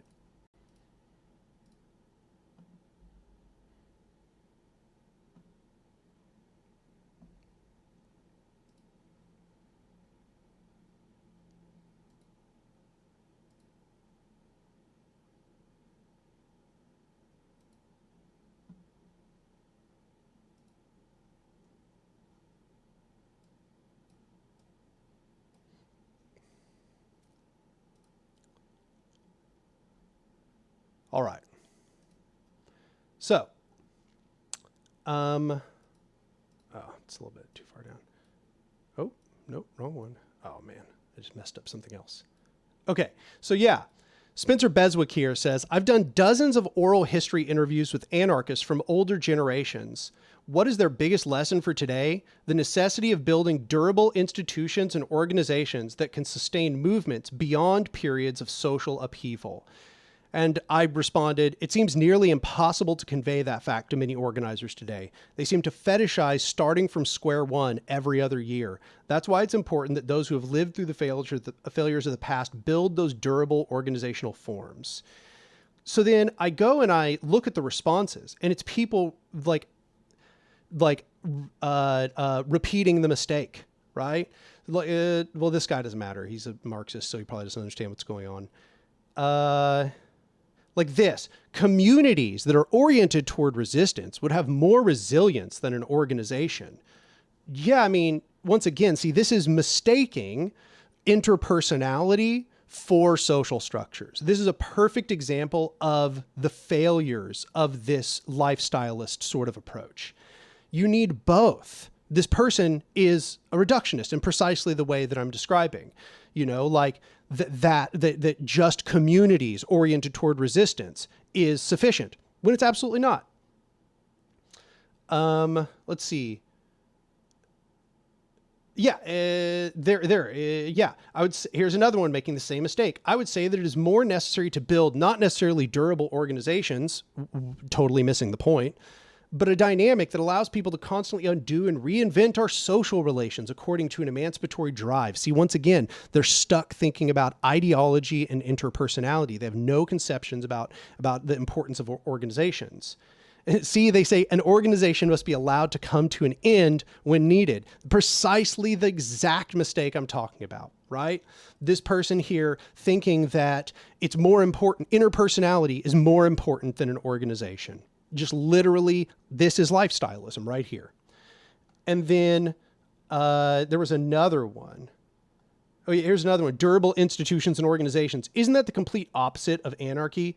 Gosh, there was one that I saw that was even more direct about this. It was like, it seems like it's more important to build a movement instead of organizations or something like that. Let's see. Oh yeah. And then,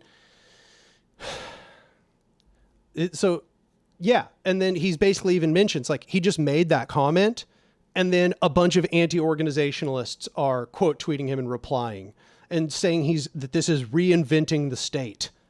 But it's exactly what I'm talking about. Yeah, as he says, it's not my fault that you can't imagine non-state forms of organizing ourselves. It's like, this is a problem. I don't know why people are in denial about this. What is the point of being in denial?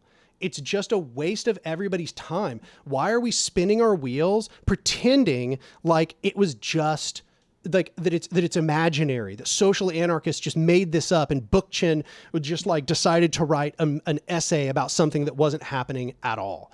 It's just false. Stop saying this false thing. Stop saying this false thing to people. Stop lying to people, trying to gaslight Bookchin after his death. Stop gaslighting people. It's happening. Stop pretending. Why are you pretending? I don't get it. What purpose does it serve other than to make this conversation harder?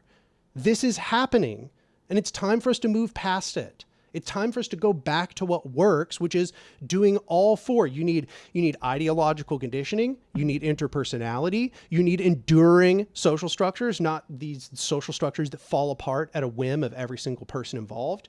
And you need environmental structure, you need long-term places. Those all four have to be involved.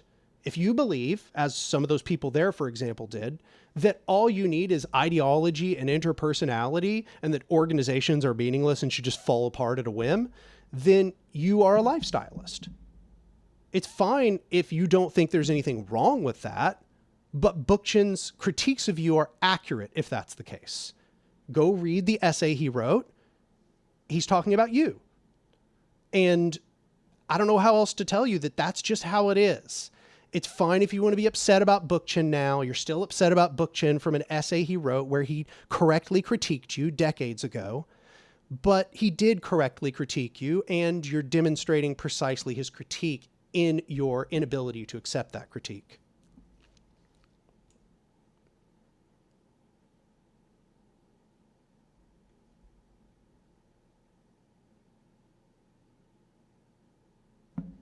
Riley says, come on, where did I say it was everything? I know it's not everything. My point is that this boogeyman is artificial and a holdover from weird magazine debates in the 90s.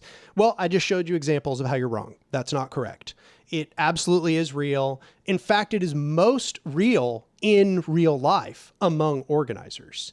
I observed it among organizers first. Once again, I observed it well before Bookchin ever reading Bookchin's essay, and I had the same critiques.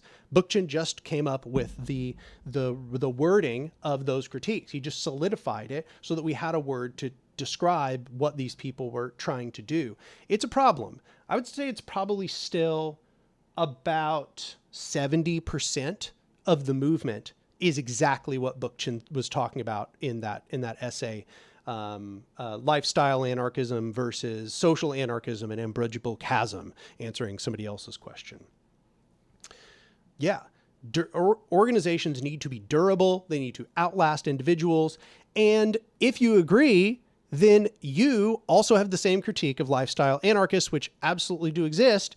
And if you don't think they do, no offense intended, it probably means you haven't done very much organizing. Because if you've done any amount of organizing, these people exist and you'll meet them very quickly. And they are unfortunately still about 70% of the anarchist movement. Powys has a very good transition question highly related to this. What are your thoughts on Marx's anti-idealism and materialism? I do believe that we should be mostly materialist in our critique, but I think we should use moral arguments too. So I am also anti-idealist. Ideas themselves do not transform reality, but I think that a lot of people misunderstand what this critique about idealism was. The critique about idealism was not that ideas are not part of the process. It's just absolutely and obviously the case that ideas are part of the process. Idealism is a philosophical perspective that ideas either exist before material reality, which is, say, something like the world of forms like Socrates believed, or like Plato believed, or that ideas drive the world, that there's some engine of ideas taking place behind the scenes. And this would be more like the German idealists. So what they were doing is they were critiquing this idea that ideas are what drive everything.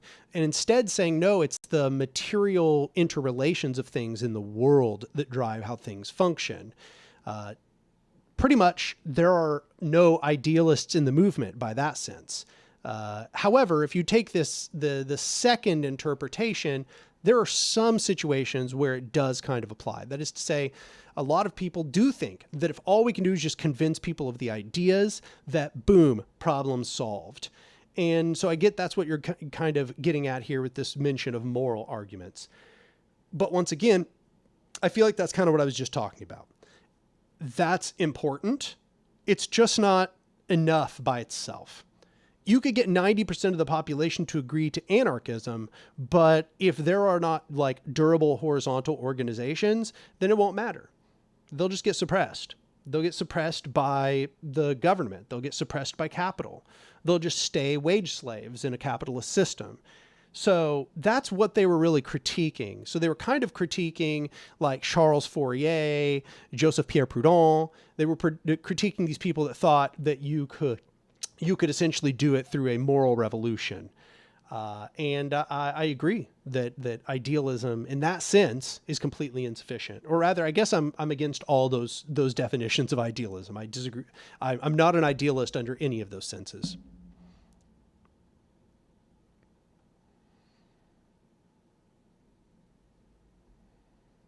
Somebody asked, what do you intend to do with the food after you harvest? We intend to give it to people in the neighborhood. We are not going to have an enormous harvest. This is just our first expansion out on Flat Rock and trying to plant stuff. So our first harvest, we are just going to try to talk with the community and give out a bunch of it to people that want it. And then hopefully that will help us start creating things like popular assemblies and will maybe get us also some volunteer labor so that people come out there and help us from time to time. So that's our plan. Our plan is to utilize it in a variety of ways to give to people. Another thing is, since we're growing corn, and this kind of corn is like popping corn, then we are maybe going to make a bunch of popcorn and bring it out with us when we go tabling and tell people like, yeah, we grew the corn, that popcorn, and then give people popcorn and invite them to come out and help us and stuff. So that's kind of what our current approach is going to be. But as we cultivate more land, as we get more and more actual space devoted to growing, then we might start a cooperative where we'll sell some amount of it as well. Got a $50 donation from Ultra Cosmic. Thank you so much. Ultra Cosmic says, are you coming to Dual Power Gathering in Oregon in July? I think you said something about maybe coming a few months ago. I was just curious if you made a choice or not. I'll probably be there, but I have to take a train from Chicago to Portland to come. Pretty much my issue is transportation. Oregon is a long ways away from me. I would very much like to go. I'd be super down. But getting there is going to be a real pain for me. I don't have the money to fly, and my car it's working, but it's like one of those things where if I push it too hard, it seems like it might just start falling apart. Like I need the tires balanced. It needs like the intake manifold to be fixed. It needs a lot of things. And those things aren't a big deal when I'm just driving it from point A to point B for like 20 minutes. But if I were to be driving it for like days, I'm afraid of what would happen to it, and it would really screw me over if I lost my transportation. So it's going to be reliant on me being able to get to Oregon. But I'd really like to come, 100%. Yeah, sounds awesome.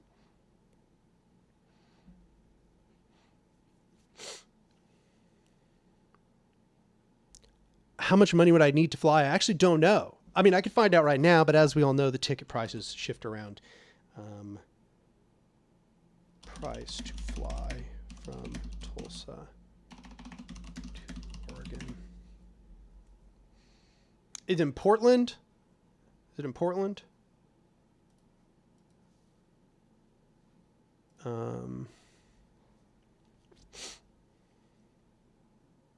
Yeah, it's in Portland. Okay, give me a sec. Let's see. Just if I were to do it right now, it looks like it'd be like $500. So it's kind of like the baseline. It looks like most of these look like they're about $500. Gonna X off some of these tabs. Damn.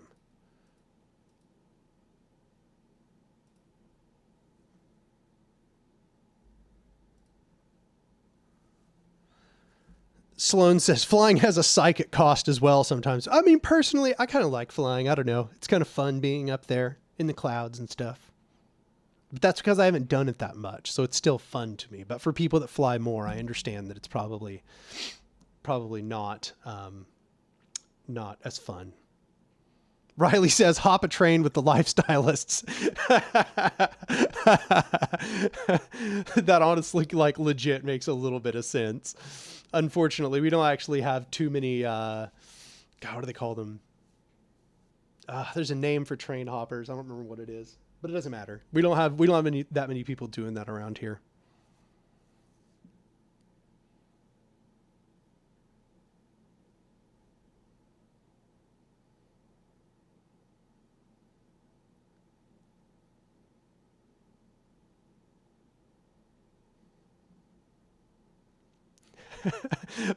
Did Shid Vicious. Oklahoma to Pacific Northwest is usually upwards of 500. Yeah, that's what it looks like. It's very close to Portland, I see. I could chip in $10. Wow. Okay, maybe I'll get everybody together to chip in a small amounts to go to Portland. It's possible. I'm not against it at all.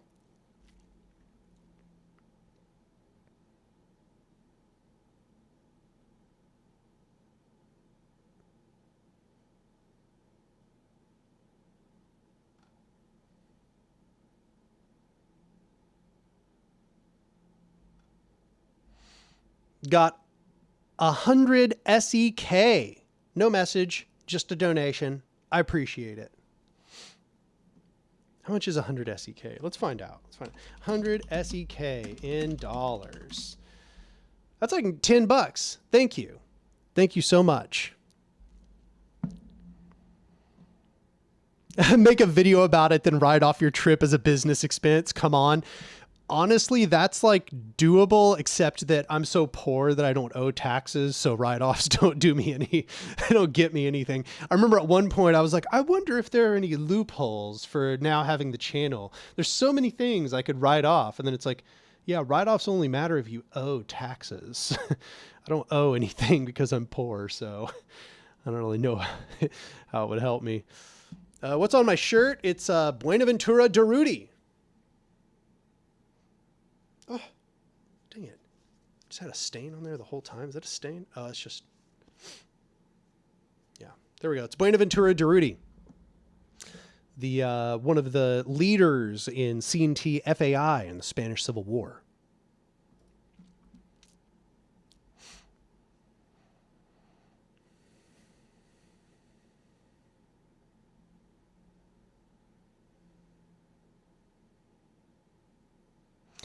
String of Numbers last name says, thoughts on the recuperation of punk rock in the form of pop punk?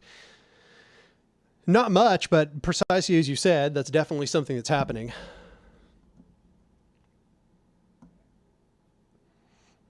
Yeah, I've had several people ask where I got this shirt, and I don't even remember. It was some kind of thing where I like backed a project. I think maybe I backed something from like PM Press or AK Press or something, and this was just like the reward, a backing reward. It's a cool shirt though. Knowledge and Defense. Do you believe value is objective, subjective, or somewhere in between? Where do you stand on the measurable labor vouchers versus gift economy debate? I don't know. I've become less and less invested in this debate as time goes on. It's like, I think some aspects of value are objective, some aspects are subjective. I think that it kind of depends on which part you're talking about. Are you talking about, is the root of value objective? Of course, because it requires labor, and labor is what creates the value in those things, which then has any subjective value to anyone. If there were no labor, then there would be nothing for which anybody could develop a subjective a value of any given thing. So like that's where the labor theory of value kind of still holds up. But I will say, I think in a general sense, when we're talking about value, we're actually talking about prices. And this is something that Bickler and Nitzan talk about in Capital is Power, is that this idea that there is a value theory that doesn't accord to a price theory is pretty not problematic, but it's not very solid. Value always is a question about how it translates into prices. And so in that sense, the labor theory of value as a price theory doesn't do so hot, but that's because of the transformation problem, transferring from abstract or socially necessary labor time to actual prices on the market. Things get kind of complicated there. I think it's probably better to just understand it as Bickler and Nitzan do, which is that it's all really just a function of power, that you do or do not have the power to command obedience from aspects of the economy. And so therefore, when we're talking about value afterwards, we're basically just talking about whether some entity does or does not have power. So.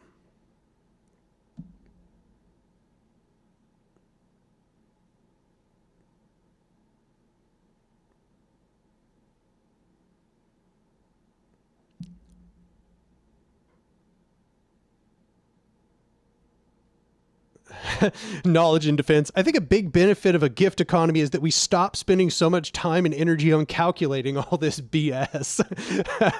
Yeah, that makes sense. That's a good argument. Ultra Cosmic with another $50. Damn, you're really hooking me up this time. I appreciate it. They say, if I give you the 500 in donations, will you show up for sure? I don't want to like pressure you into showing up if I send the money, just making sure that you have enough money for everything else that's not just the flight. It's July. Oh, damn, it's in July. I thought you said October. I thought you said October. Oh, it doesn't matter. So it's in July 12th through the 14th. Give me just a second. Let me check my calendar. Dang, that's way sooner than I thought it was. 12th through the 14th.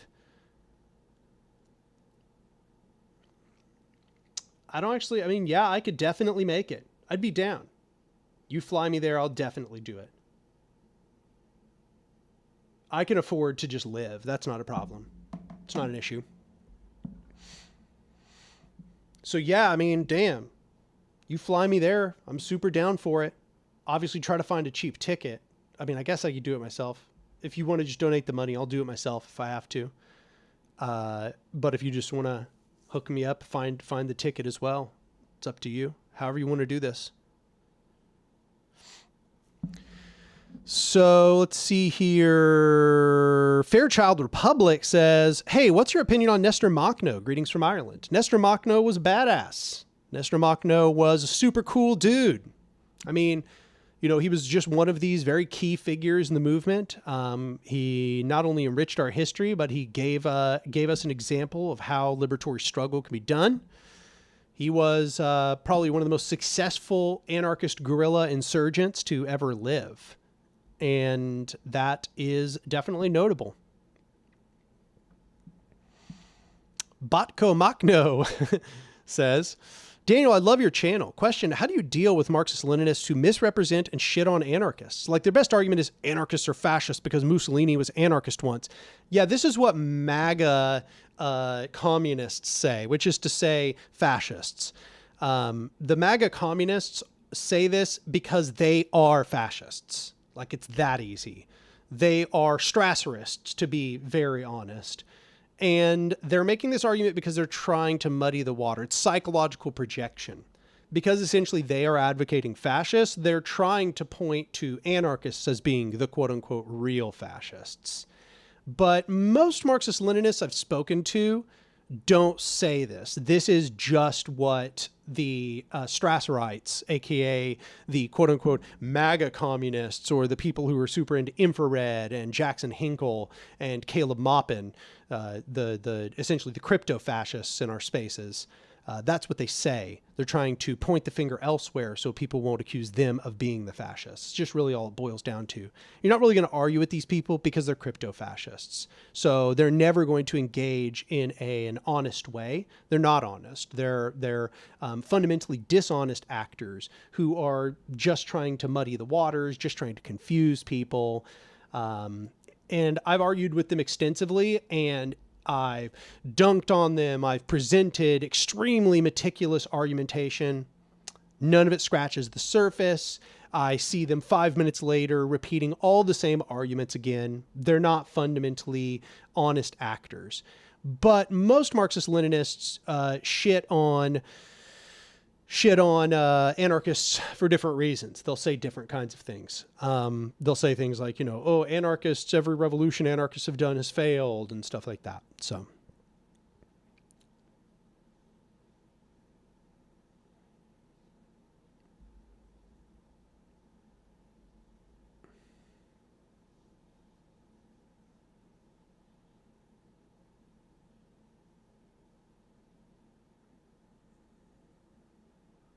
Communist capybara. Any recommendations on reading about the free territories?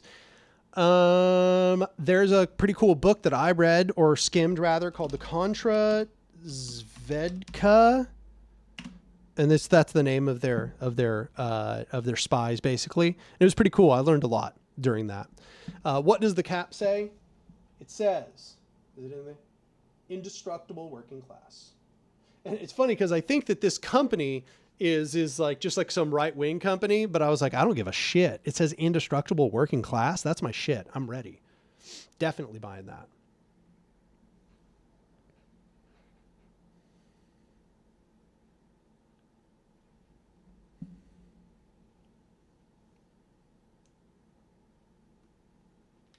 Rafael Flores. Hello, Anark. I'm very new to anarchist thought, and I wanted to know what you think about anarcho-capitalism. I've watched your videos about ANCAPs not being anarchists, but there are some videos where some YouTubers made the case for the contrary, and I wanted to know what you think about them. I think that the YouTubers who are making those arguments to the contrary are ANCAPs, and that anarcho-capitalism throughout its entire history has been about trying to co-opt anarchism. It's about trying to undermine anarchism as a movement. It's about trying to steal the words of revolutionary anarchists, such as the word libertarian or anarchism, and that they are quite conscious of this fact. The reason they want you to think that they are anarchists is because they are trying to undermine anarchism. Anarcho-capitalism has nothing to do with anarchism. It is neo-feudalism. They just want the feudal lords to be the capitalists. And they essentially have no analysis of power. They are complete idealists. Just like we were talking about earlier about idealism, they are idealists. They think that their made up fantasy of what would happen under anarcho-capitalism is the reality just because they believe it hard enough. They have no idea how the real world works, utterly delusional. It's an ideology made for people who have absolutely no idea how politics works, absolutely no idea how economics works, have absolutely no idea of how power structures function. You cannot be an anarchist and support hierarchical power structures, point blank, period. If you think otherwise, you don't know anything about anarchism.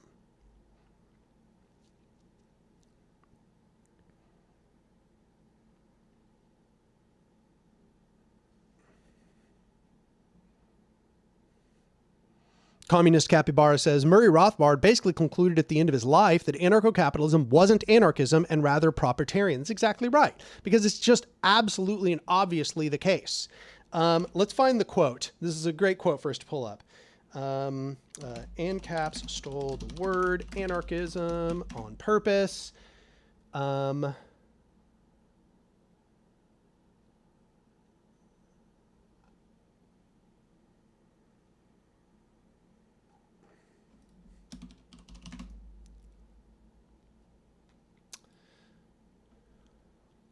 Yeah, here's Murray Rothbard. We must therefore conclude that we are not anarchists and that those who call us anarchists are not on firm etymological ground and are being completely unhistorical. There's one example. Let's look at what's the other one. ANCAP stole the word libertarian.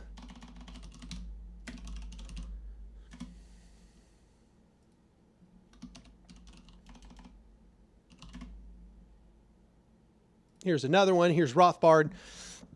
One gratifying aspect of our rise to some prominence is that for the first time in my memory, we, our side, had captured a crucial word from the enemy. Libertarians had long been simply a polite word for left-wing anarchists. That is, for anti-private property anarchists, either of the communist or syndicalist variety. But now we had taken it over. Like, there's no doubt that this is what they're doing. Like, it's a cynical co-option campaign. Straight up, they even say as much.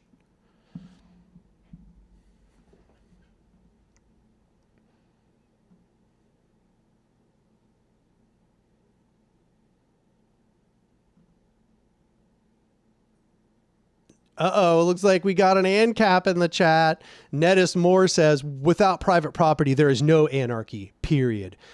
With private property, there is no anarchy. Private property is the monopolization of control over resources which you cannot fully utilize. That is hierarchical power. Hierarchical power is in opposition to anarchy. Anarchy is the state of existence wherein we have eliminated all hierarchical power structures. So private property is antithetical to anarchy. My body is my property. That literally makes no sense. Property is an external relation between a conscious being and something else. It is the relation between a conscious being and an inanimate object. And so you cannot actually own your own body. That is nonsense. Unless you believe in a soul, in which case we have other problems to talk about.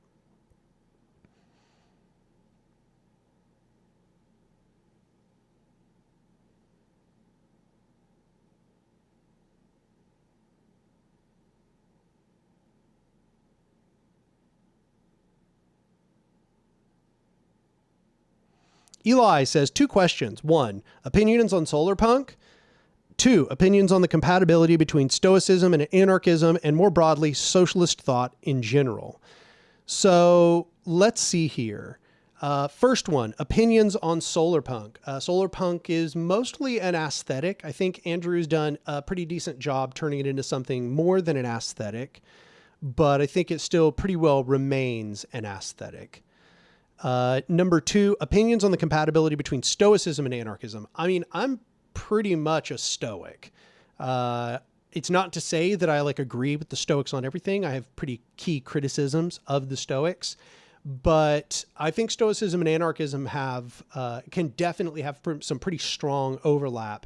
I think that as long as we take the main Stoic maxim that we must separate what we do not control from what we do control, and then we recognize that what we control is actually more than just our body, then we actually have the capability to transform Stoicism into a more revolutionary ideology. Wow. Ultra Cosmic just gave me $300. And you said, yeah, I'll just let you find one for yourself. But if you have any problem finding one for the amount I sent you, message my Discord, Zapatismo, and I will also DM you the invite to the event Discord and the address of the park it's at. Also wouldn't let me send 400. So I guess I'm going to try sending 3, then 1. Damn. That is true commitment. And with that in mind, I absolutely cannot turn down going to it. I'd be happy to attend. I'm super happy that you've donated so generously. I absolutely will go.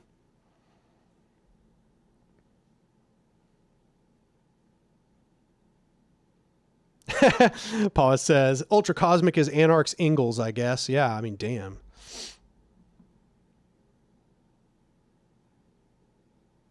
Damn. All right. Yeah, I mean, I'm just going to dump it into the ticket. It's precisely what's going to happen. Thank you.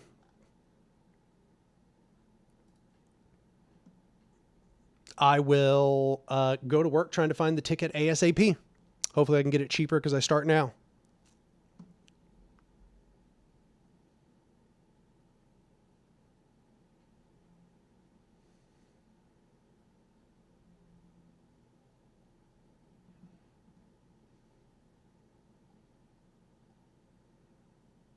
Botko and Machno says, do you think being religious and being anarchist is mutually exclusive? No, I don't think that at all.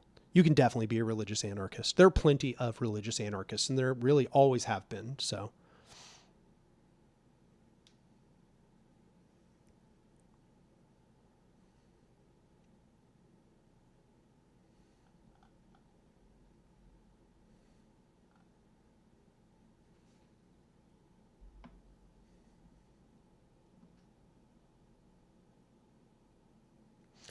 Yeah. Thanks for donating the money. That's pretty awesome.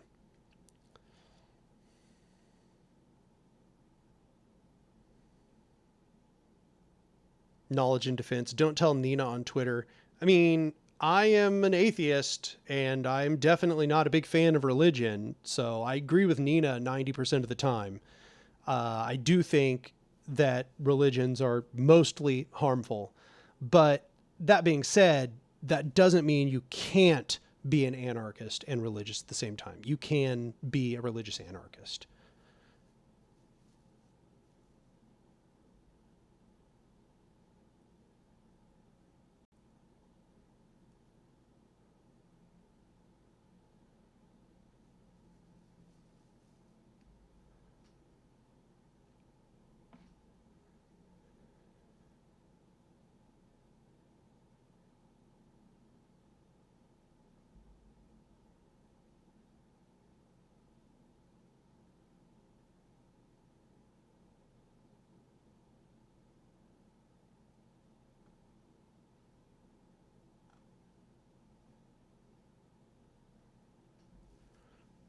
Knowledge and Defense says, do you think naming places and ideologies after people like Machno and Neo-Zapatismo is problematic? Personally, I would prefer not to do that, but I don't think it's probably a huge idea. In the case of Machno, it didn't really have time to turn it into anything pernicious. And as far as Neo-Zapatismo, it doesn't seem like they're doing any real hero worship of Emiliano Zapata. Emiliano Zapata is just a person, and they just seem to kind of respect his thought. Neo-Zapatismo, honestly, really doesn't even seem like it's about Emiliano Zapata. It just seems like it kind of roots to a lot of the ideas he had and is more informed by indigenous Mayan thought than anything else.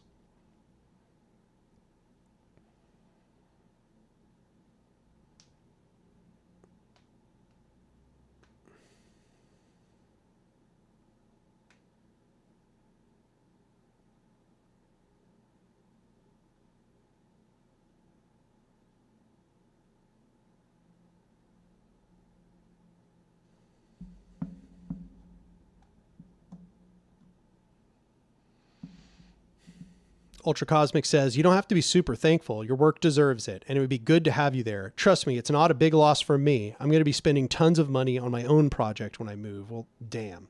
I'm glad you can spare the money, and I appreciate it.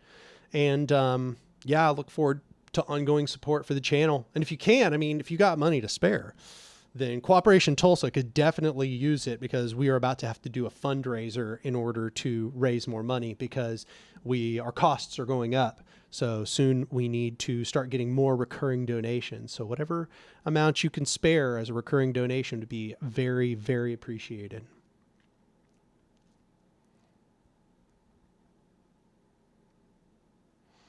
Knowledge and Defense says, Rojava does love Oppo, though. Yeah, I will say that does seem like it could become something a little problematic. It's hard to say.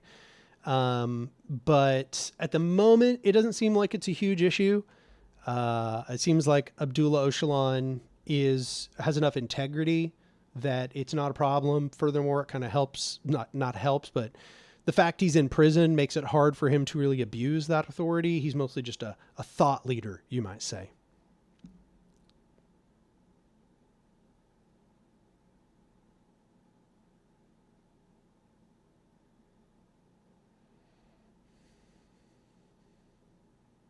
AMP says, your Listen Liberal video is so useful. Thanks. I'm glad to hear it. It's funny because I've had a few liberals like complain to me that they thought the video was like not very helpful, or that it wouldn't communicate to liberals where they were at. And it's like, this is what's worked for me. You know, like when I talk with liberals, this is what I basically have to say in order to and to shock them out of their position. So I'm glad you appreciated it. Ultra Cosmic says, is there a way I can directly donate to Cooperation Tulsa? There absolutely is. Let me get that brought up for you again. So I'd like to emphasize that if you're going to donate, a recurring donations are definitely what we're seeking here, because that allows us to budget monthly. Whereas if big bulk donations are helpful, I'm not going to tell you not to do it, but it means that we have to keep asking, we have to keep going about doing like fundraising seasons to get bulk donations again. And that can be kind of taxing to do. So we're definitely trying to get as many recurring donations as conceivably possible. So if you feel like you can spare any amount of money per month, there's the link.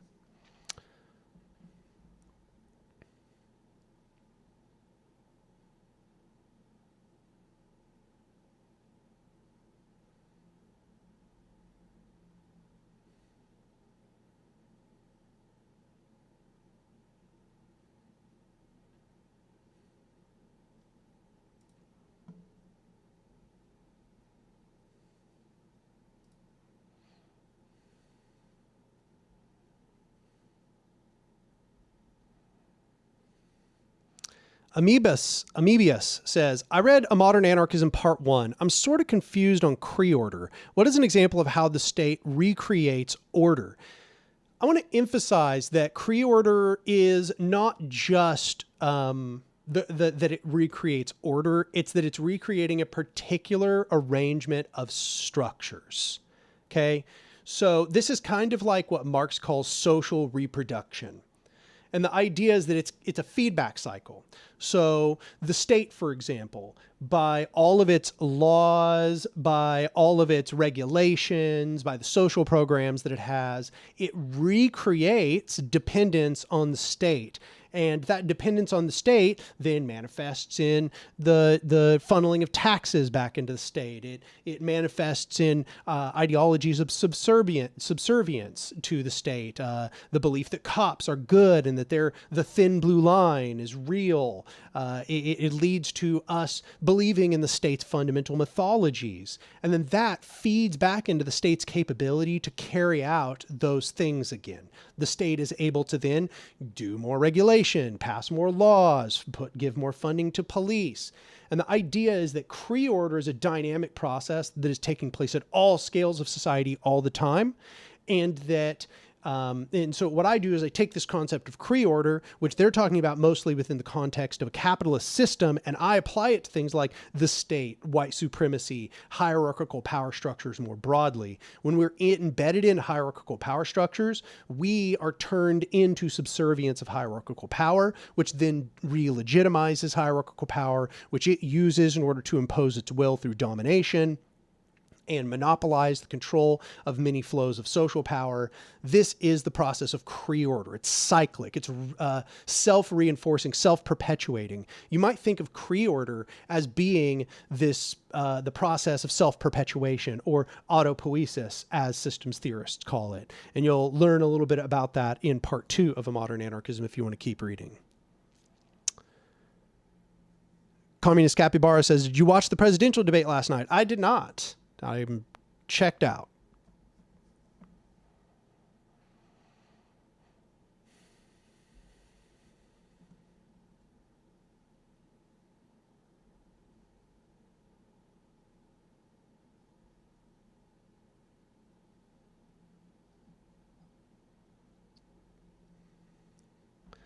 Ralix says, what's your opinion on Bookchin abandoning the anarchist label? I think it was partially out of practicality. So if you read the essay where Bookchin is, where we think of Bookchin as having split from anarchism, he's still calling himself an anarchist in that essay, which is to say, what is communalism?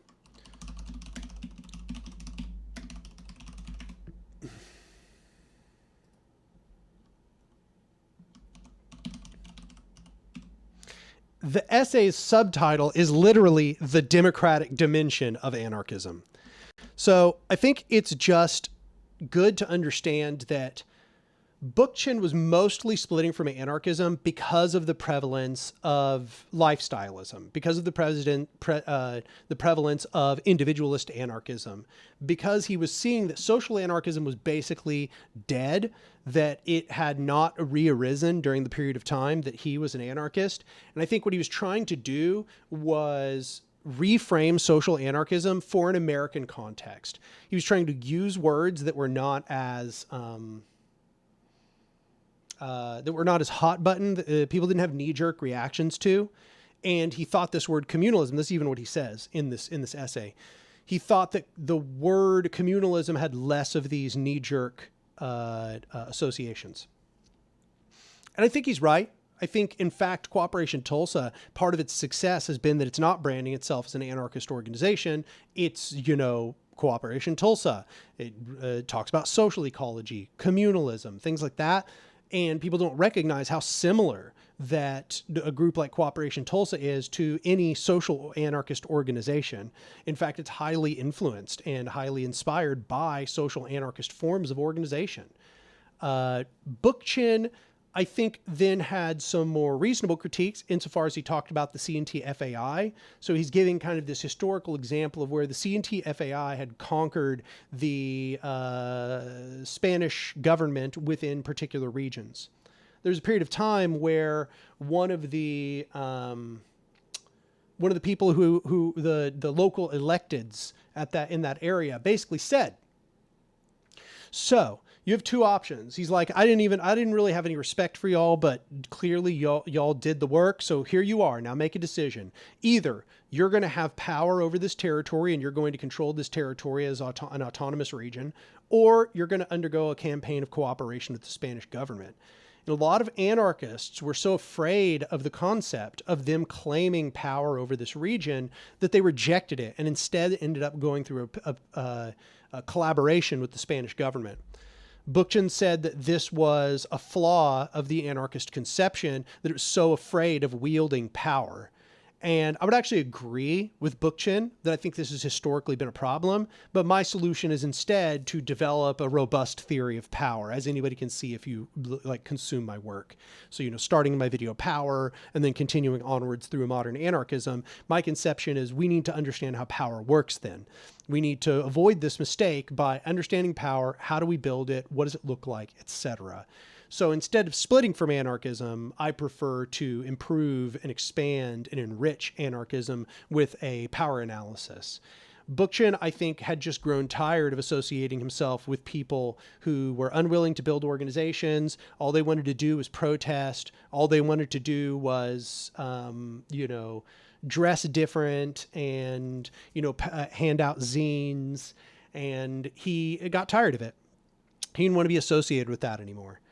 I don't think Bookchin probably would have split with anarchism if he were alive in the modern day, now that social anarchism has made a resurgence and where we see that now there are actually like robust social anarchist organizations, and where lifestyleism is slowly moving out of the picture, and where more people are starting to recognize that you need durable organizations which outlast particular individuals, and that it's not good for things to just dissolve at a whim.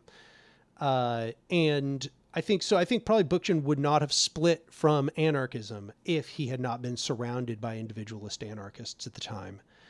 But I think that then Bookchin did then go on to have some opinions which do make him diverge from anarchism more considerably. That is to say, Bookchin then began to believe that electing people into local government might be a way to get power, to funnel power back into movements. I disagree with him. It's part of the reason why I would never call myself a quote unquote libertarian municipalist, is because I think it's too sullied by Bookchin's conception that we should be trying to get people elected to local government and trying to get the government to like subsidize us and stuff. I think that was a big mistake on Bookchin's part. Also not a big fan of the fact that Bookchin advocates majoritarianism. I still support consensus more than Bookchin did. But those are the only two things where Bookchin really diverged from anarchism more broadly, was that opinion about local elections and his preference for majoritarianism over consensus.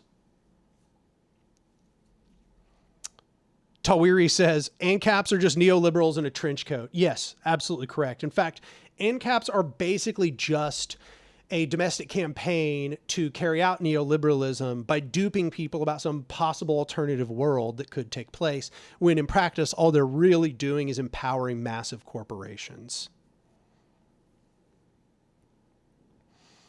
Tempest Lord Raihan says, I'm sad Bookchin's Chin wasn't a book. Yeah, truly tragic. Truly. Mm-hmm.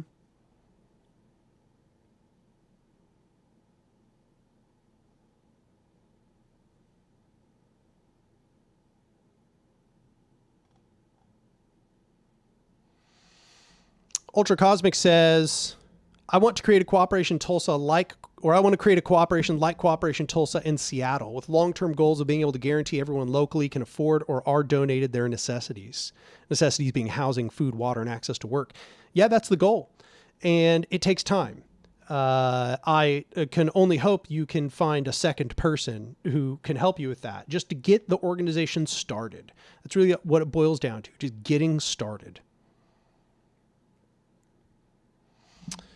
Murilo Trigo says, in your theory of power, do you go into a concept of how power is stored in society? For example, in structures, costumes, language, similar how energy in nature is often held as potential energy. Yes, I absolutely do. You should read my work Power just as a primer. Then you should read A Modern Anarchism, because that I'm really laying it out there. I'm utilizing systems theory and chaos theory to talk about how power structures, or rather how organizational forms can serve to store power, kind of exactly as you say. I think I like your understanding of energy and the flows of energy. That's a good way to think about it. Rafael Flores says, what books on economics would you recommend? I mean, first of all, even if you don't end up agreeing with it, you should read Capital is Power. And there's a good primer called, I think it's called Toward a New Cosmology of Power, something like that. Go read it. Really good primer, good intro. I cannot read this name. It's in a foreign alphabet. It looks like Greek alphabet. But they donated $5 and they said, how would you describe your anarchist theory of power? I'd agree with your criticism of the C&T regarding them not taking power. I think that anarchists need to understand a conception of power too, and not only understand power as being power over. Okay. Power over is domination. It's based in monopolization, Hierarchical power structures are about power over. They're about coercion, aggressive violence. Whereas power two is just the capability to do things. It's the coordination of ability with outcomes. And that is good. What we should be trying to do is create a society where everyone's power to do things is expanded maximally.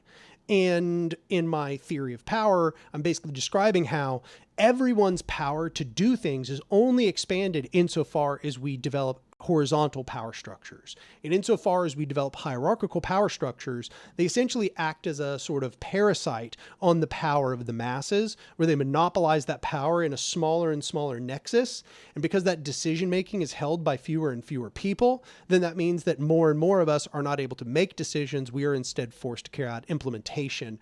And that is alienating. It makes us all weaker. It makes us all feel miserable and impoverished. And it leads more and more towards the reproduction of fascism.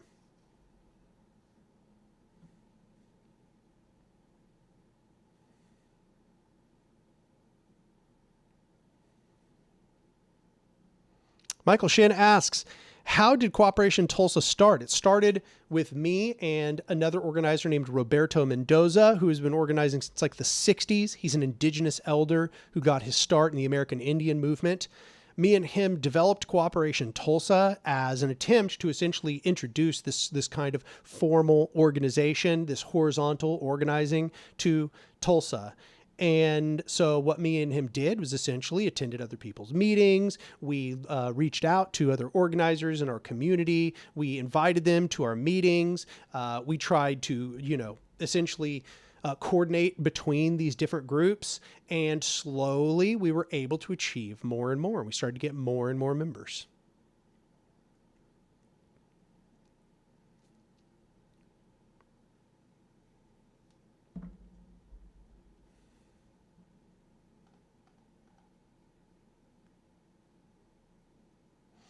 I need to use the restroom, so I'll be right back.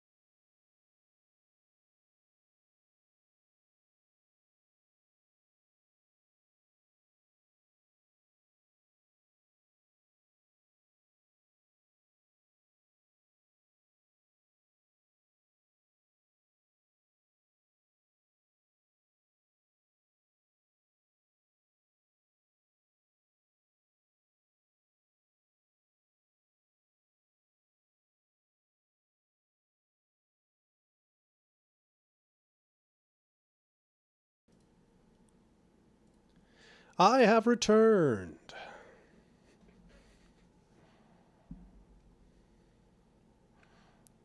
Looks like y'all been talking about cheese a lot. Talking about cheese while I was gone.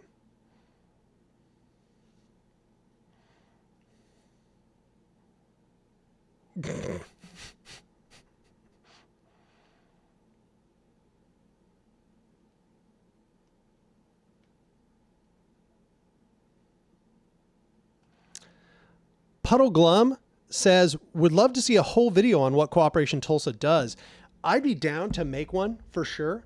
But if you want to know in the meantime, you should go subscribe to the Cooperation Tulsa YouTube. We actually have a YouTube. Let me go get it brought up. Last time I did this was actually like really good for the Cooperation Tulsa YouTube. We got a bunch of new follows from it.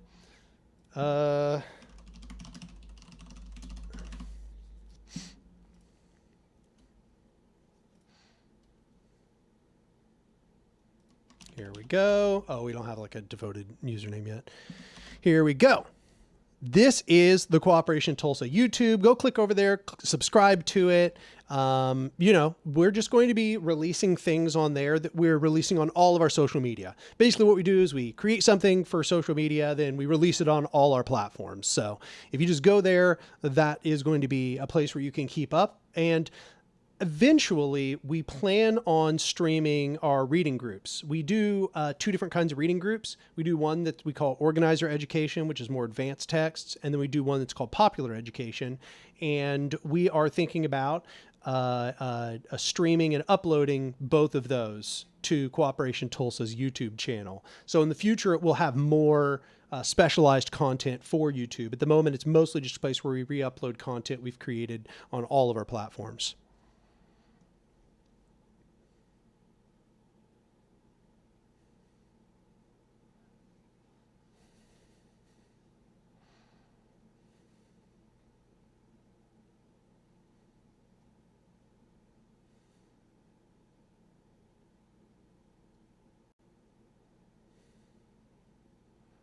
Ralix says, would you say that Ecology of Freedom is more important than Nationalism and Culture?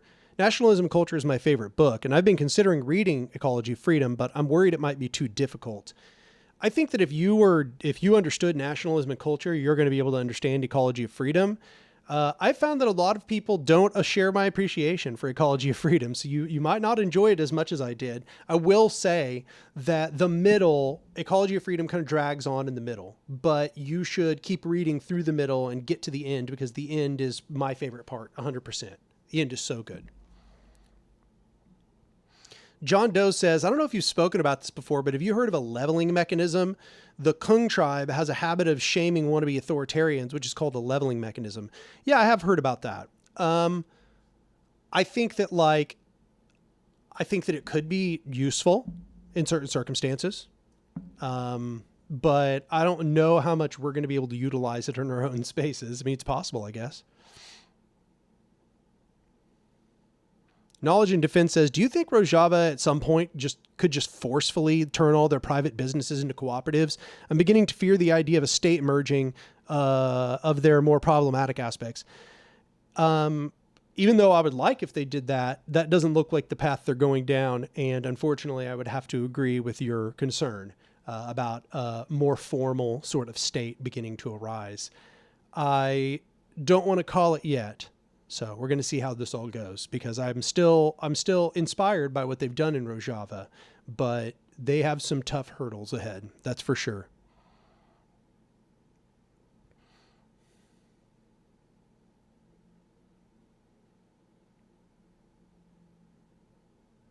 RJ Kilroy. The dreaded saggy middle syndrome that plagues every writer. Yeah, he kind of, I don't know. It was kind of, for me, the topics of the middle were not very interesting in Ecology of Freedom, but other people seem to enjoy them. So I don't know.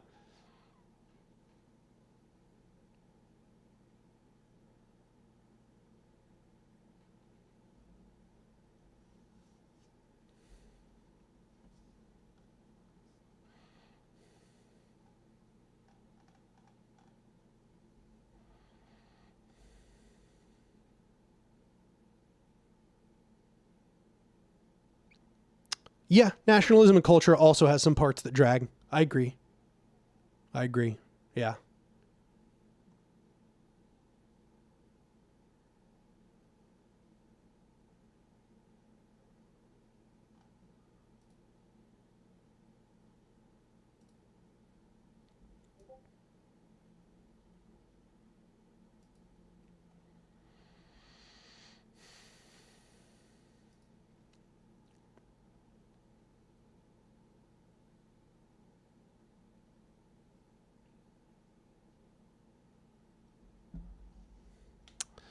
Puddle Glum says, how would you approach a situation where two groups of anarchists basically hate each other over both interpersonal, moral, and tactical issues?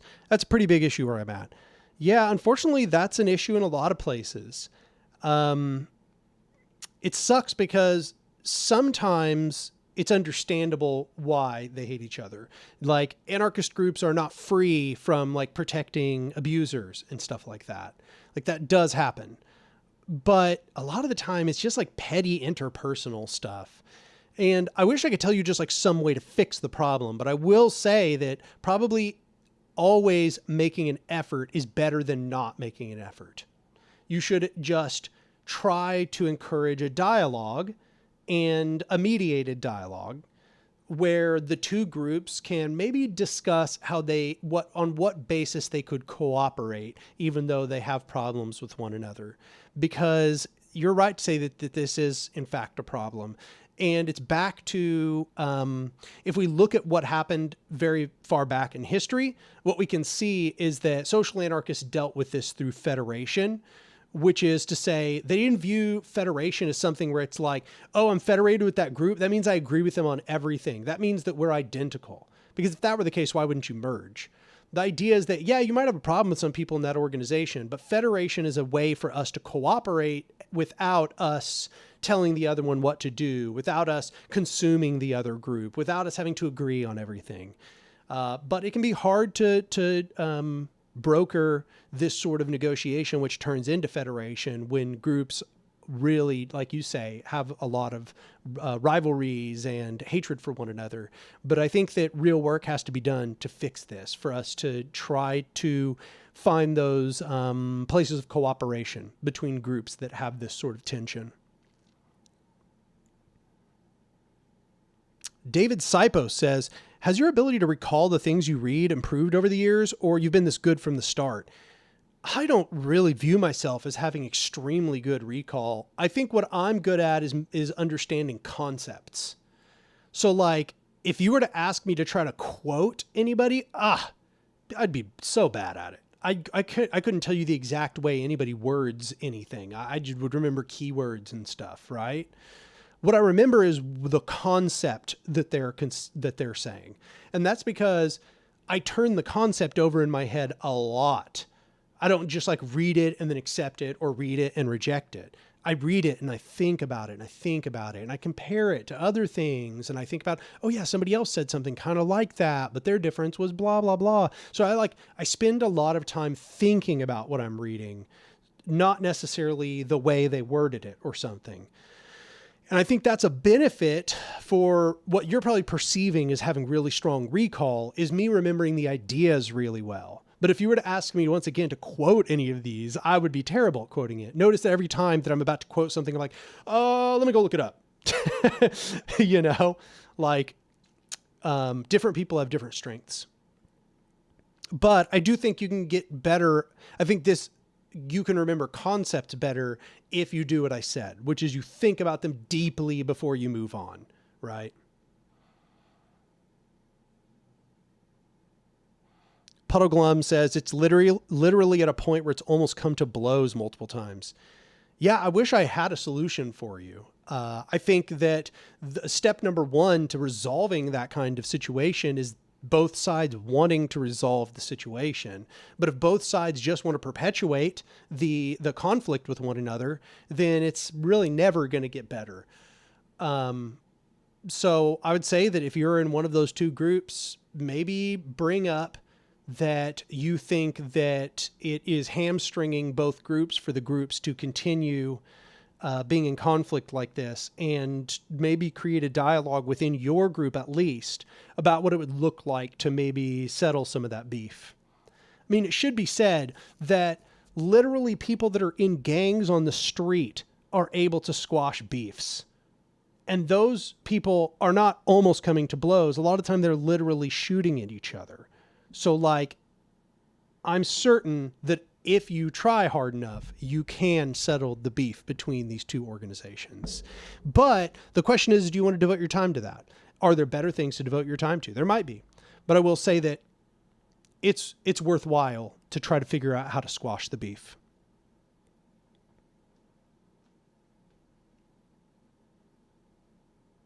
Communist Capybara says, I think a good way to get better at recall is talking to people about what you read. It helps me personally, though I don't read enough. Agreed. You mentioned also talking to yourself about it. I agree. Yeah, that's pretty much one of the biggest things you can do is being engaged in a dialogue about concepts. You'll find that it really solidifies your understanding of the concepts.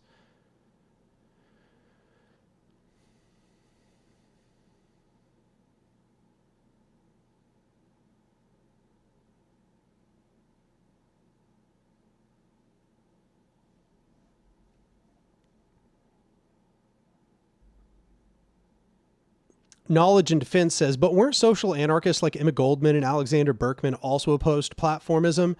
Yeah, at the time when the platformists were writing their theories, a lot of people, I guess you might say disagreed with them, but I think more they misunderstood them. And Malatesta went through a process of really trying to understand what the platformists were saying. Like he started an open dialogue where he really wanted to understand everything that was being said, and had a series of letters back and forth with Machno. And by the end of it, Malatesta basically concluded that they mostly agreed, except for some small points.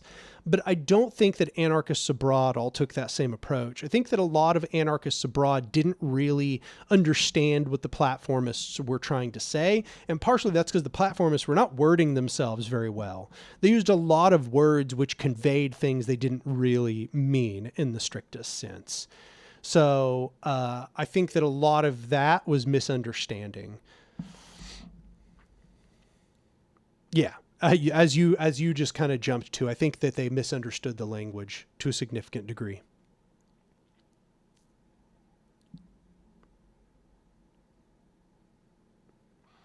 Regington Mogus says, okay, so quick question based on a conversation last night. What would you refer me to for learning how an anarchist or generally communist society would look on a large scale?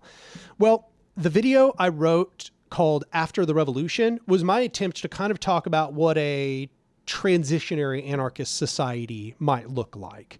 And it was informed by reading about the C&T FAI and the Zapatistas and democratic confederalism, and kind of understanding what happened as they scaled up and what it looked like for them to successfully deal with their problems. So you might want to watch After the Revolution, understanding that this is not some perfect post-capitalist society. This is a society kind of like right after we've won a revolution and we're in a transition to a better society, but wherein we are still in conflict with forces of reaction inside of our territory, and forces of imperialism external to our territory.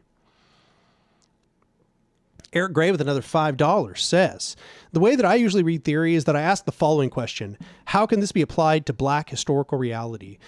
Yeah, I mean, one of the ways to read theory is to have this kind of driving question. You know, how can this be applied to a certain circumstance? Like, how do I understand this within my context? What can I learn from this based on things I have or have not done? That's definitely one way to approach it.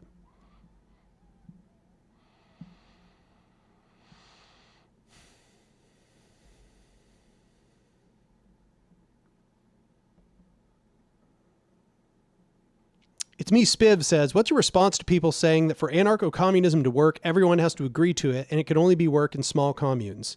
That they're wrong. Anarcho-communism does not require for everyone to agree to it.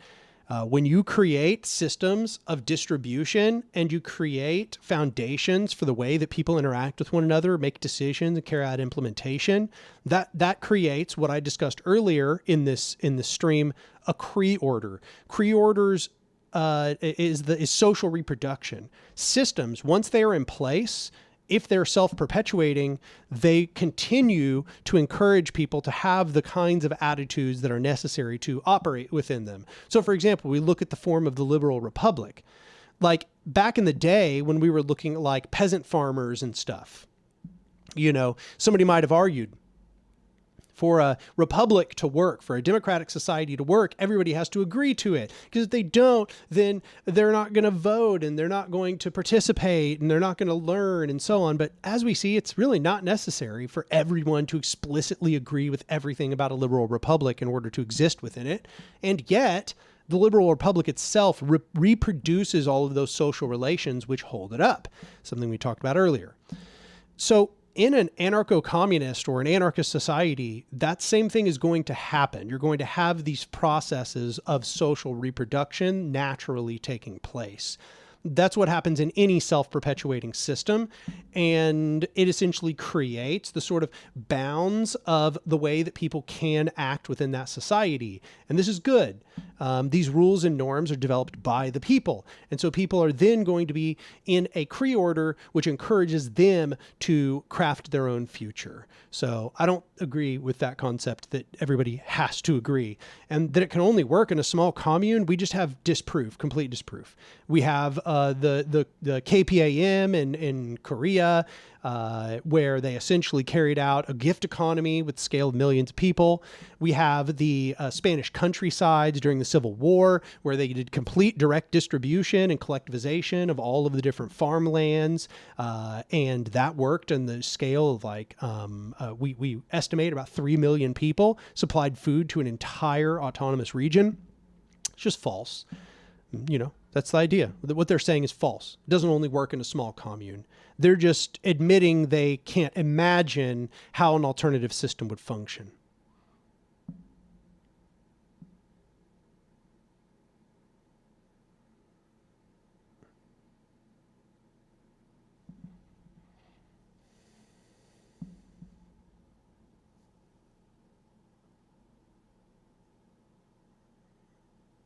David Sipo says, wouldn't the argument be that a liberal republic does not need full participation since it uses force to enforce its existence?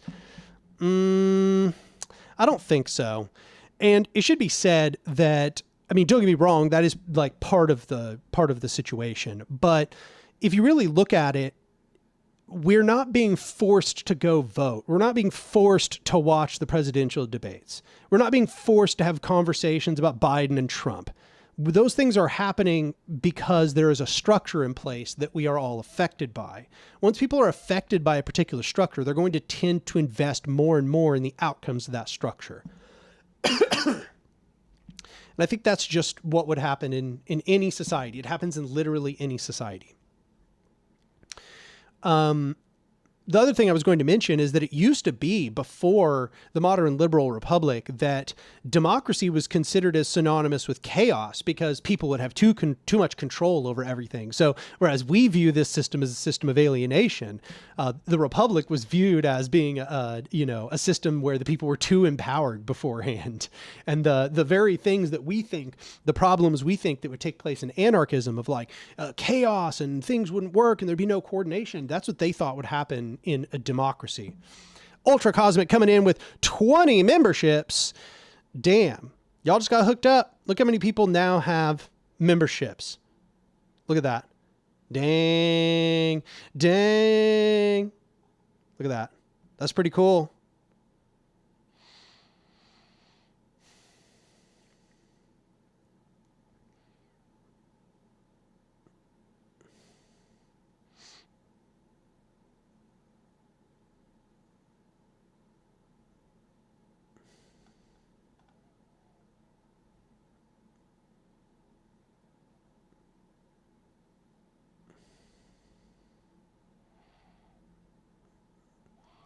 Dully Vampire says, are drawing people by lot to get a representative sample as an alternative or addition to elections being discussed in anarchist circles?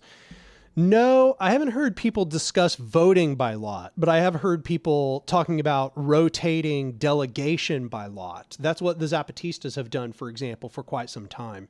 So they essentially rotate Not everybody is attending all of their councils all the time. They're doing rotation from the citizenry that they sit for, like, I think it's like 3 months or something like that. They sit in the councils and make decisions, and then they rotate, and then they rotate, and then they rotate. That's one thing I've seen, and it's kind of, I think, randomly selected in that sense.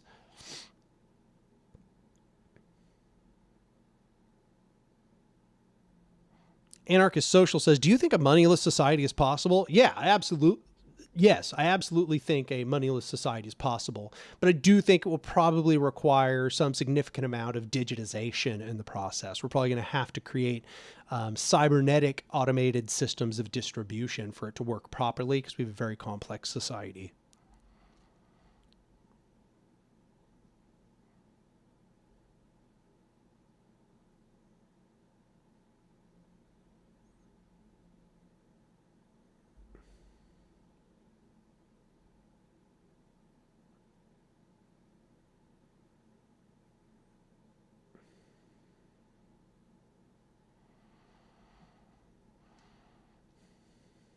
It's Me Spiv says, what's a good response when you're accused of utopianism? I mean, just that the problem is that I'm factually not a utopian.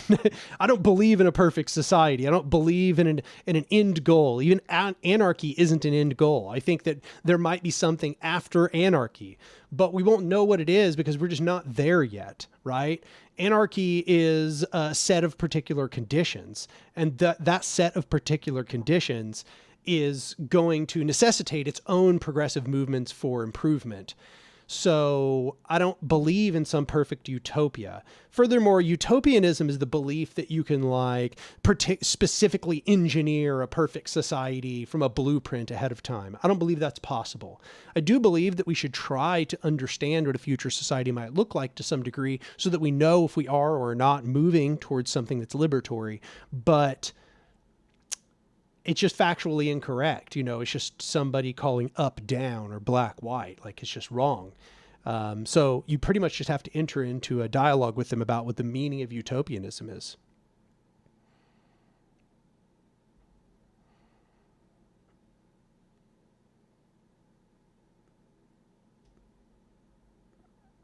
Dully Vampire 83, is there a precise definition of power that is used by anarchists to determine when it is too concentrated? Generally, historically, anarchists don't use this word power like I use it. They're not talking about power to, they're talking about power over. So they're talking about institutions of domination and monopoly. So that would be the conditions wherein it enforces itself through aggressive violence, coercion, threat, and deception. These things would be the conditions, and also wherein it monopolizes decision-making, and others must carry out the implementation of the very small group who makes decisions. So this would be the general understanding of what makes something a hierarchical or an authoritarian structure or too centralized in the anarchist conception. In my phraseology, I'm talking about power to, which is the ability to coordinate. It's the coordination between ability and outcome. So I'm talking about a positive freedom, you might say. And in that sense, I actually have a largely analogous structure to what was just described, except I call these hierarchical power structures. Hierarchical power structures are characterized by domination and authoritarianism.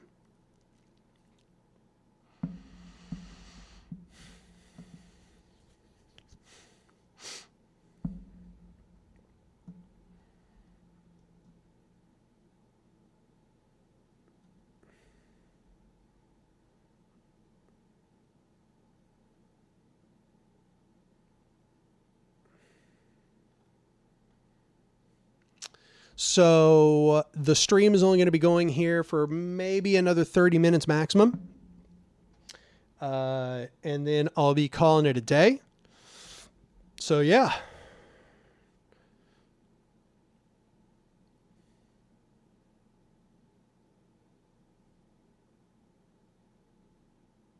Gustavo Azevedo says, what do you think about Slavoj Žižek? I don't want to be too mean to him, but I've always kind of seen him as a fundamentally absurd sort of person. Sometimes he says things I agree with, but most of the time I don't really find him super insightful. He also kind of seems like he's an authoritarian. Like his idea of what would be a good government would be one where he basically doesn't have to make any decisions, yet everything somehow magically goes the way he wants it to. So that's really weird. But like, yeah, I don't really see him as much of an inspiration personally.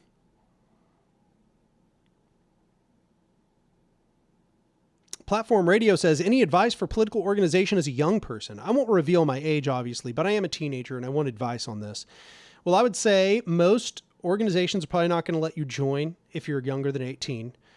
But that doesn't mean you can't do things. If you're still in school, I would recommend like spreading flyers and zines and stickering inside of your school. And obviously you're going to want to be careful about this. If you get caught, they're probably going to be upset with you, but do it in a way where you don't get caught. Like that's just kind of what it boils down to. Print out zines, print out flyers, print out stickers that point people in the direction of good resources for learning. Focus on youth liberation.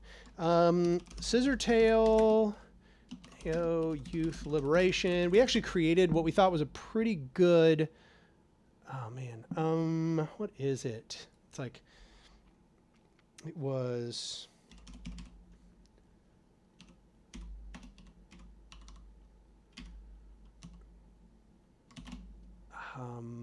where can I find it?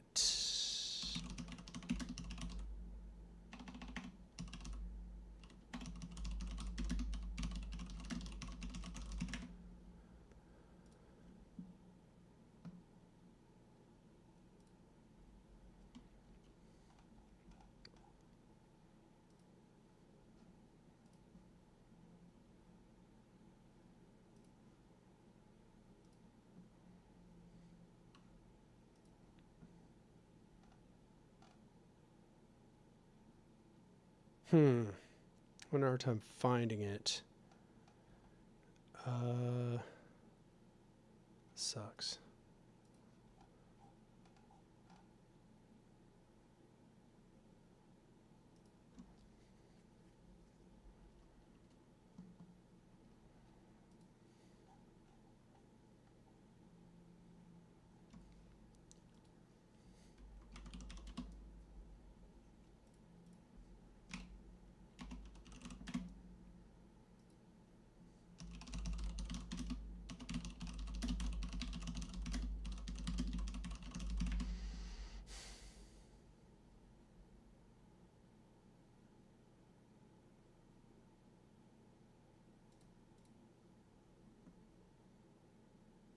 Wow, I cannot find it. We once made a link tree that we thought was good stuff for like high school students and stuff, but all I can find is this one that was made for college students. So it still has some useful stuff on there, but this Scissortail made a list we thought would be good if you were to just link people directly to this. Like if you were to do a QR code or something, this QR code would be pretty cool to lead people to resources about schooling and all of that. But this one's aimed at college students. We had one that was youth liberation. I don't know why I can't find it. Dang, that's too bad. So weird though. Where'd it go?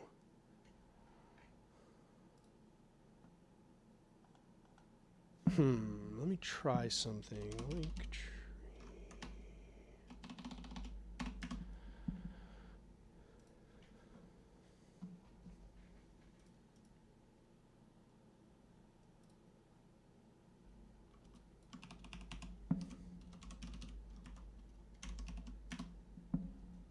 Found it. That's weird. It's not on the main. Not on the main link tree. Okay, I found the specific one that was made for people in K through 12. There it is. This is a bunch of resources we put together for people who were, in like primary and secondary school, not college. And so if you wanted to like link people to this, that'd be a good one. It has like, we think what are good resources, and you could make a QR code sticker or something and sticker it in places. That's what I would recommend.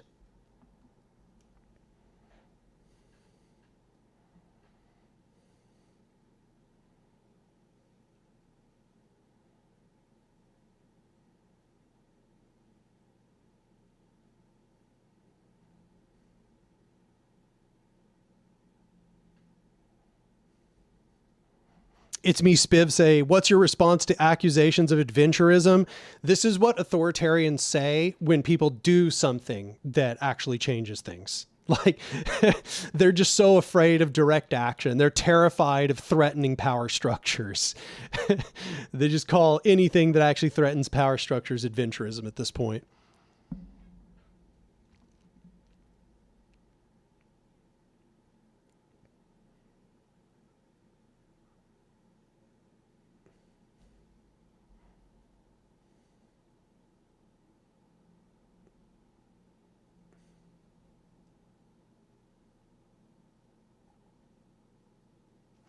Platform Radio says, what if I just accidentally drop a few flyers on the floor? My school is very strict about not putting posters up anywhere, but I could be sneaky about it through that way. You might be able to get away with something like that. I think you're probably always going to have to do it in places where, number one, you're not going to get caught. And number two, they're not just going to be thrown in the trash instantly by teachers and administrators and stuff. It might be good, for example, to like put something up in the bathrooms. It might be good, for example, to put something up in the student union in places where mostly only the students go. If you have one, some schools do and some don't. Maybe in the cafeteria, but probably they're going to get trashed in the cafeteria. You could give them out to students. There's a bunch of ways. I would say, I believe in your cleverness, so you should try to think of ways to do it. But I also want to emphasize, try not to get in trouble.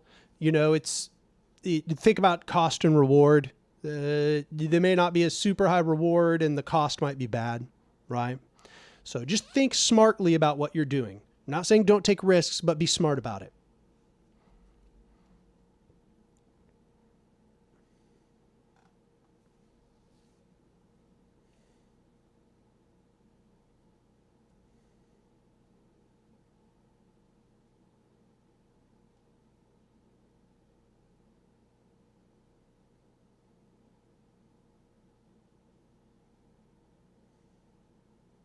Also, one thing I have seen insofar as libraries go is people putting like radical literature onto the bookshelves.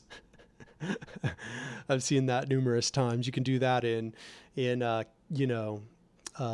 capitalist bookstores. You could also do it in school libraries and stuff. But I bet not very many students are browsing the stacks these days, so probably less effective than historically.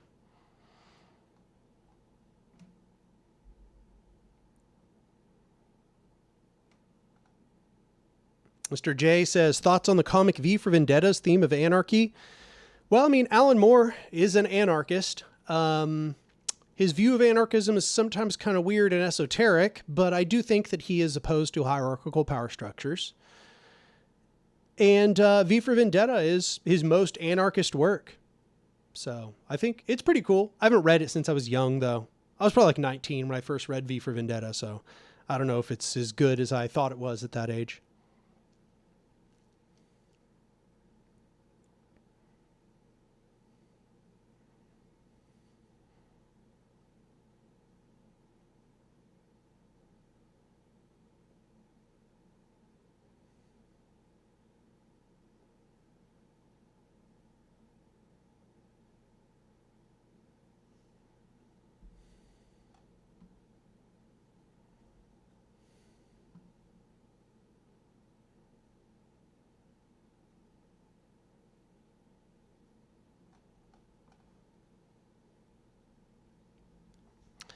It's me, Spiv, says, what's your opinion on insurrectionary anarchism and communization theory? I have not read enough about either to have strong opinions.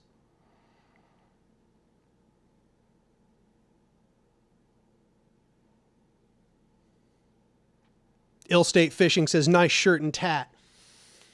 Oh, it's on the other side.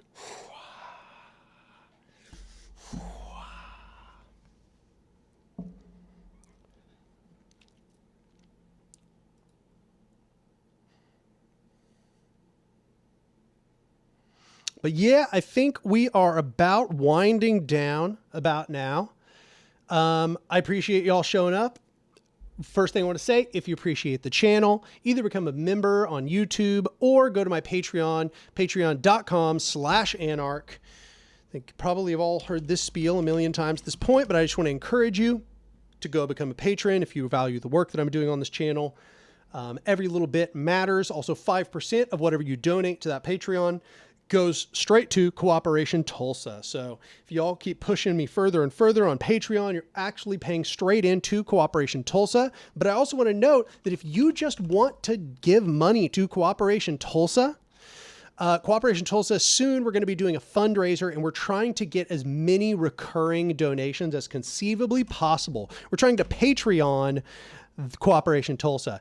And it's worked pretty well in the past. In fact, a lot of what you've seen us do as a group has been through that recurring crowdfunding. So understand that when you become a crowdfunder for Cooperation Tulsa, you are pushing forth a revolutionary project. Your money absolutely does matter. We spend that money month by month to expand the projects that are at hand. So just understand, if you want to see Cooperation Tulsa keep doing what it do, then you should go become a recurring donor to Cooperation Tulsa if you can spare the money.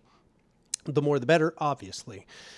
Let's see here. I think that's about it. Yeah. I appreciate you all showing up. This turned out to be a pretty good stream, even though I started very tired, but I think we did good. I appreciate you all showing up, and I'll see y'all next time.